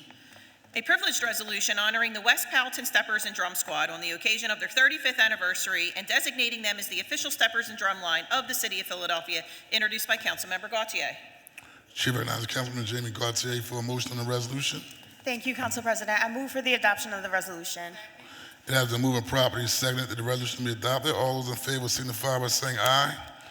Anyone opposed, the ayes have it, and the resolution is adopted. Chief Clerk, please read the title of the next resolution. A privileged resolution recognizing June 15th as Allura Joyce Kahn Pediatric Brain Cancer Awareness Day in the city of Philadelphia, honoring the life and legacy of Allura Joyce Kahn, introduced by Councilmember Thomas. Chair recognizes Councilman Isaiah Thomas for a motion on the resolution. Thank you, Council President. I move for the adoption of the resolution. It has been moved and properly seconded that the resolution be adopted. All those in favor signify by saying aye. Anyone opposed, the ayes have it, and the resolution is adopted. Chief Clerk, please read the title of the next resolution. A privileged resolution authorizing the Committee on Education to hold hearings examining preschool pushout, the practice of suspension, expulsion, and informal methods of exclusion of our youngest learners, to provide a space to hear stories from impacted families and identify solutions to ensure a bright future for all our young people, introduced by Councilmember Thomas. Chair recognizes Councilman Isaiah Thomas for a motion on the resolution. Thank you, Council President. We move for the adoption of the resolution. And thank you, colleagues, for supporting. It has been moved and properly seconded that the resolution be adopted. All those in favor signify by saying aye. Anyone opposed, the ayes have it, and the resolution is adopted. Chief Clerk, please read the title of the next resolution. A privileged resolution recognizing the urgent need for Pennsylvania to advance pediatric brain cancer awareness and support increased research funding for children and families affected by pediatric brain cancer and tumors, introduced by Councilmember Thomas. Chair recognizes Councilman Isaiah Thomas for a motion on the resolution. Thank you, Council President, and thank you to the Khan family, and I move for the adoption of the resolution. It has been moved and properly seconded that the resolution be adopted. All those in favor signify by saying aye. Anyone opposed, the ayes have it, and the resolution is adopted. Chief Clerk, please read the title of the next resolution. A privileged resolution declaring June 2026 as LGBTQ+ Pride Month in the city of Philadelphia, introduced by Councilmember Landau.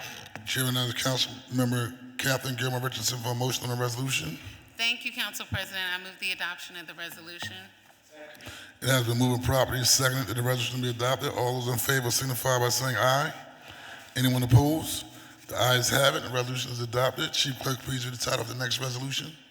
A privileged resolution recognizing the work of land stewards and supporting transparency in land disposition and the long-term preservation of stewarded land in the city of Philadelphia, introduced by Councilmember Losada. Chair recognizes Councilman Ketsi Lozada for a motion on the resolution. Thank you, Council President. I move for the adoption of the resolution. It has been moved and properly seconded that the resolution be adopted. All those in favor will signify by saying aye. Anyone opposed? The ayes have it, and the resolution is adopted. Chief Clerk, please read the title of the next resolution. A privileged resolution honoring Leo Elliott, Susan Lane, and Nancy Geist-Giacominni for their skillful and committed work in making the eviction diversion program portal possible and their nationally recognized success in keeping thousands of Philadelphians in their homes, introduced by Councilmember Brooks. Chair recognizes Councilmember Isaiah Thomas for a motion on the resolution on behalf of Councilmember Kendra Brooks. Thank you, Council President, and thank you to Minority Leader Brooks for her leadership. With that being said, I move for the adoption of the resolution. It has been moved and properly seconded that the resolution be adopted. All those in favor signify by saying aye.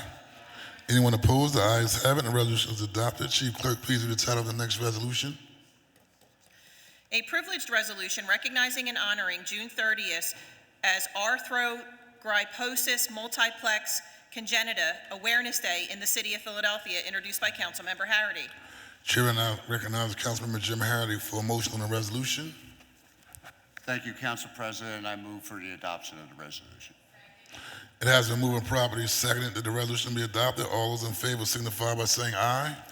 Anyone opposed? The ayes have it, and the resolution is adopted. Chief Clerk, please read the title of the next resolution. A privileged resolution honoring and recognizing Covenant House, Pennsylvania on the occasion of its 25th anniversary celebration and commending the organization for its commitment to serving young people experiencing homelessness, trafficking, and instability across the city of Philadelphia, introduced by Councilmember Bass. Chair recognizes Councilmember Sidney Bass for a motion on the resolution. Thank you, Mr. President. I move for the adoption of the resolution. It has been moved and properly seconded that the resolution be adopted. All those in favor signify by saying aye. Those opposed, the ayes have it, and the resolution is adopted. Chief Clerk, please read the title of the next resolution. There are no further resolutions in my possession, Council That President. completes our calendar for today. Are there any brief speeches on behalf of the part of the minority? Are there any brief speeches on behalf of the majority? Chair recognizes Councilmember Dr. Nina Ahmed. Thank you, Council President. I will be brief. I just wanted to thank all my colleagues for voting on this Child Welfare Commission to be put on the ballot. This really is about making sure our most vulnerable and precious constituents, our children, are taken care of, and that their families can stay whole as conditions allow. For too long, residents of Philadelphia have navigated a Department of Human Services that lacks some transparency and a child welfare system without much accountability, and impacted families and caregivers have been telling me that they need this body to be able to have a clear and accountable way of knowing how DHS does business. Philadelphians deserve to understand how their tax dollars are spent, and I look forward to this getting on the ballot and hopefully passing so we can serve our children and families. And finally, I also want to say that today we had a first reading of Bill 260303, legislation that establishes basic guidelines for TNU visa certification requests, including timely response to applications, written explanation for denials, and protections against applicants' immigration status being shared without consent. These visas provide federal immigration protections for crime victims and trafficking survivors.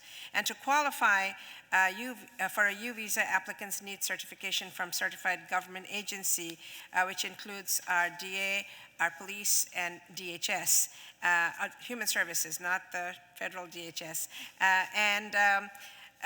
These certifications are not necessary for T visas, but if they're given, they're very helpful with their final process that happens at USCIS. This is really a public safety measure, and I'm pleased that we have come this far. I hope at our next meeting, at our next stated meeting, this bill will pass, and I thank you all for your support on all the resolutions and bills thus far. Thank you so much, Council President. Thank you very much, Councilman Sidney Bass. Thank you, Mr. President. Today, I introduced a resolution honoring Covenant House, Pennsylvania, on the occasion of its 25th anniversary and recognizing its extraordinary service to the young people of Philadelphia. At a time when youth homelessness is increasing at alarming rates, the work of Covenant House is more important now than ever. The fact that more than 10,000 children and youth in Philadelphia were identified as experiencing homelessness during the last school year should be a call to action. Behind every number is a young person who deserves safety, dignity, opportunity, and the chance to build a brighter future. What makes Covenant House so remarkable is that it understands a simple but powerful truth. Before a young person can thrive, they must feel safe. That fact was brought into sharp focus yesterday during the shooting near Fittler Academics Plus School, a school slated to be closed in the school district's new facilities plan. During a scary situation, which was a shooting outside the school's staff and administrators acted swiftly and effectively, implementing a lockdown to help keep students safe. Parents, teachers, school personnel, and first responders all came together with one shared goal: protecting children. The successful response at Fittler demonstrated the critical role our schools play, not only as places of learning, but as places of safety, stability, and support. Every day, schools serve as anchors in our communities, especially for children who may be facing challenges beyond the classroom, including homelessness, housing insecurity, trauma, and violence. That is why it is impossible to discuss organizations like Covenant House without also acknowledging the importance of protecting and supporting our schools. The same children who rely on organizations like Covenant House often rely on their neighborhood schools for meals, counseling, trusted adults, and a sense of belonging. These institutions form a network of care that help young people navigate adversity and find hope. It is particularly poignant that Fittler, a school that recently demonstrated its value as a safe haven for children during a community crisis, is among the schools currently being considered for closure. As we make decisions about the future of public education in Philadelphia, we must remember that schools are not simply buildings. They are community lifelines. They are places where children are protected, nurtured, and connected to services and support systems that they need to succeed. Organizations like Covenant House remind us that when we invest in young people, we strengthen our entire city. When we provide shelter, support, education, and opportunity, we interrupt cycles of poverty, homelessness, violence, and instability. When we stand with our youth, we build safer and stronger communities for everyone. So today, as we celebrate 25 years of Covenant House, Pennsylvania, and their service, let us also recommit ourselves to the broader mission that Covenant House embodies, ensuring that every young person in Philadelphia has a safe place to turn, a supportive community to rely on, and a real outreach opportunity to reach their full potential. To the leadership, staff, volunteers, supporters, and most importantly, the young people whose lives have been transformed through Covenant House, thank you. Your work has changed tens of thousands of lives and has made Philadelphia a more compassionate, more equitable, and a more hopeful city. Thank you, Mr. President. Thank you very much. Chair recognizes Councilmember Ketsi Lozada. Very quickly, Council President, I just want to remind my colleagues of the street renaming after our former colleague, Council Member Sharon Vaughn, tomorrow at 11 a.m.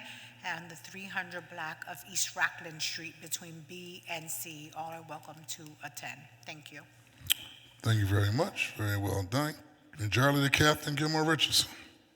Thank you. Thank you very much, Council President. I rise this morning to say thank you to you as our Council President for your leadership throughout this budget process. We are deeply grateful as a body for how you have shepherded us through this process, for taking all the calls answering all the emails, and really hearing the concerns of our members as shared by our constituents and community residents across the city of Philadelphia. Today, we passed the fiscal year 2027 budget out of committee, which included an additional $50 million for the school district of Philadelphia. And we offset some of that increase with spending reductions. City Council's job, per the Home Rule Charter, is to appropriate funds in an annual budget that is balanced. And that is what we did today. I'd like to reiterate, we did our job. So for anyone who's asking us not to do our job, don't ask us not to do our job. The 5-year plan is required to ensure the city is on stable financial footing. And that is managed by the administration, and they will now present their plan to the PICA board for approval. It is at their discretion if they choose to include the additional funding approved by City Council today across that plan. For the record, Council President, I'd like to add that from FY18, fiscal year 18, to fiscal year 2026, the City of Philadelphia has increased its annual contribution to the School District of Philadelphia by $686 million. This includes increasing our direct contribution from $104.3 million in FY18 to $284 million in FY26, an increase of $179.7 million in 8 years. None of these increases were considered one-time funds. They were all included in the annual budget and across the plan as reoccurring revenue. I'd also like to remind everyone that the School District of Philadelphia used one-time federal COVID relief dollars to hire new positions and expand school staff and services. Those funds were not considered detrimental to the district's financial position. Additionally, the School District of Philadelphia receives an annual grant from the City of Philadelphia, and typically when the city and the district finalize their respective 5-year plans, the annual funding level of the contribution for the adopted fiscal year is maintained across the plan, despite the contribution only being approved as an annual line item. It is at the discretion of the mayor and the school district if they decide to maintain the funding level for the contribution. In addition to that, Council President, I'd like to share from the School District of Philadelphia's 5-year financial plan, wherein they sent us a graph notating their fund balance for fiscal year, projected fund balance for fiscal year 2026 as $406 million. Projected fund balance for fiscal year 2027, $200 million. Projected fund balance for fiscal year 2028, $83 million. Projected fund balance for fiscal year 2029, $20 million.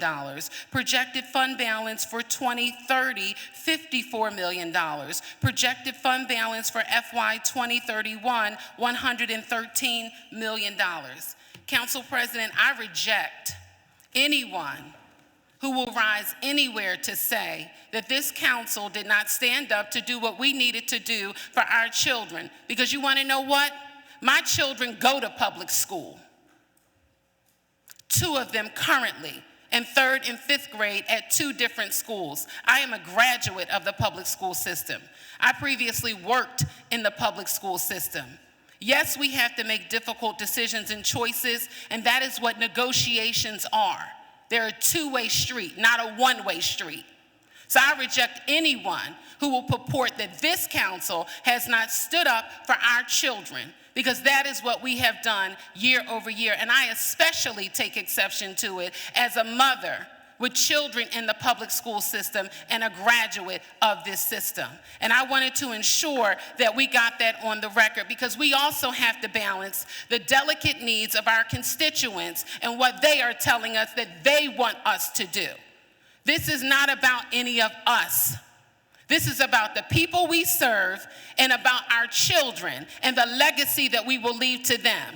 So anything else is just that, nothing.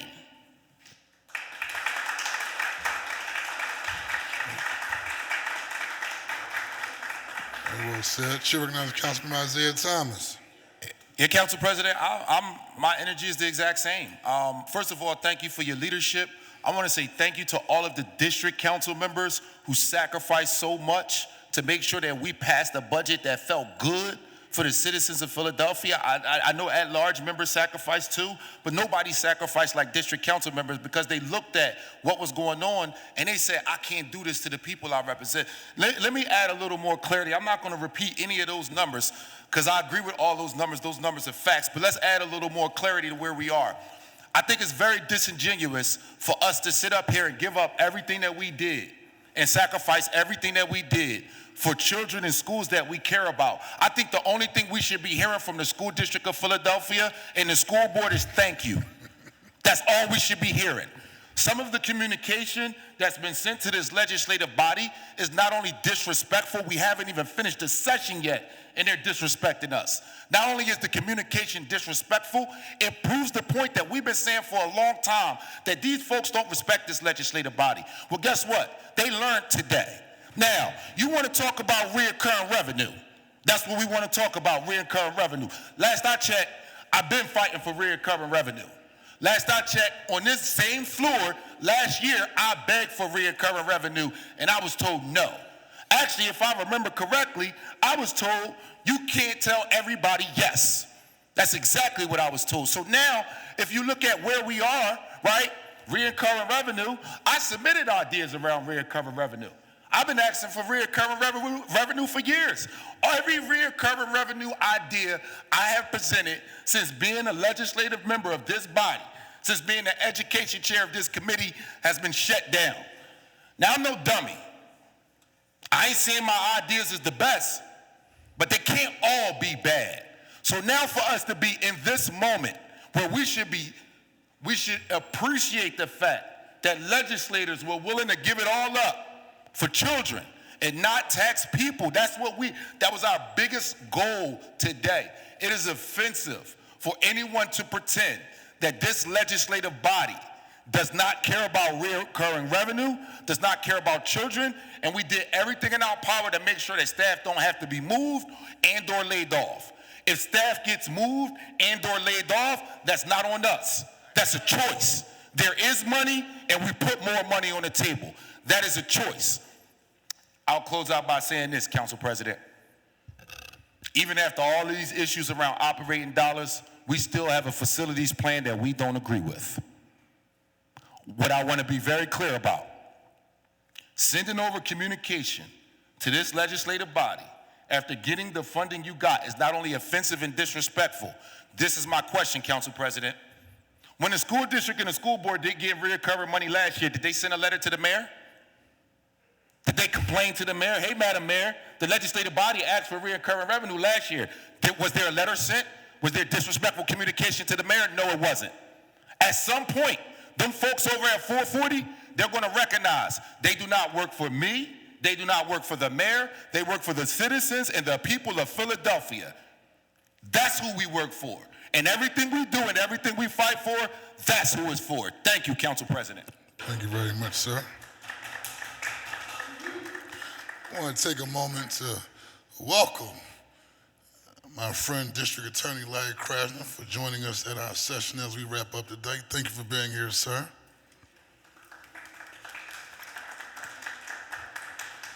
Came at the right time. You know how you got a family squad when you're like, yo, let me stop. We airing out the laundry. Listen, Councilman Nicholas O'Rourke. Thank you, Mr. President, for your indulgence. Real brief, the Trump administration and the U.S. Department of Housing and Urban Development, which we know as HUD, announced that they are winding down and effectively ending the Restore Rebuild program. I want to make sure I get this on the record. This is really important. Restore Rebuild allowed public housing authorities to create new deeply affordable housing units while accessing both Section 8 rental assistance and private financing tools. It essentially allowed for more units with Section 8 financing arrangements than the number of Section 8 vouchers that HUD gives the city. I don't want to sugarcoat this. This regulatory change will be debilitating for some public housing authorities who are relying on this program even more than we were. PHA will forge on, But as we think about budgeting, as we think about allocating dollars and colleagues, we're talking about that today. Please understand that there is a new burden on us to contribute to the preservation and production of truly affordable housing. That's if we actually want to meet the goals we have set or the goals that we signed on to, and I know this body does. If we're serious about preventing displacement of long-term citizens across the city, this change in DC has changed the game for us here at home. It should change how we're thinking about the home plan going forward. Over 20% of the city's affordable housing complexes that rely on the federal low-income housing tax credit and Section 8 subsidies, about 100 out of 450 complexes are set to expire over the next decade. 100 out of 450. If we want to talk about maintaining public trust in this institution, much less our individual places in it, we've got some rethinking to do as it relates on that front. I just want to make sure I got that on the record. Thank you for your indulgence, Mr. President. Thank you very much.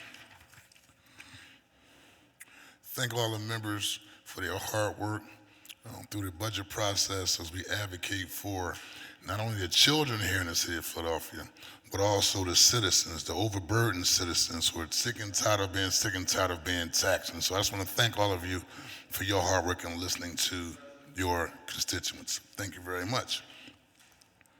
The chair recognizes Councilmember Isaiah Thomas for a motion to adjourn. Thank you, Council President. I move that council stands adjourned until Thursday, June 11, 2026 at 10 a.m. It has been moved and properly seconded. The City Council stand adjourned until Thursday, June 11, 2026 at 10 a.m. All those in favor will signify by saying aye. Anyone opposed? The ayes have it. The motion carries. Thank you all very much.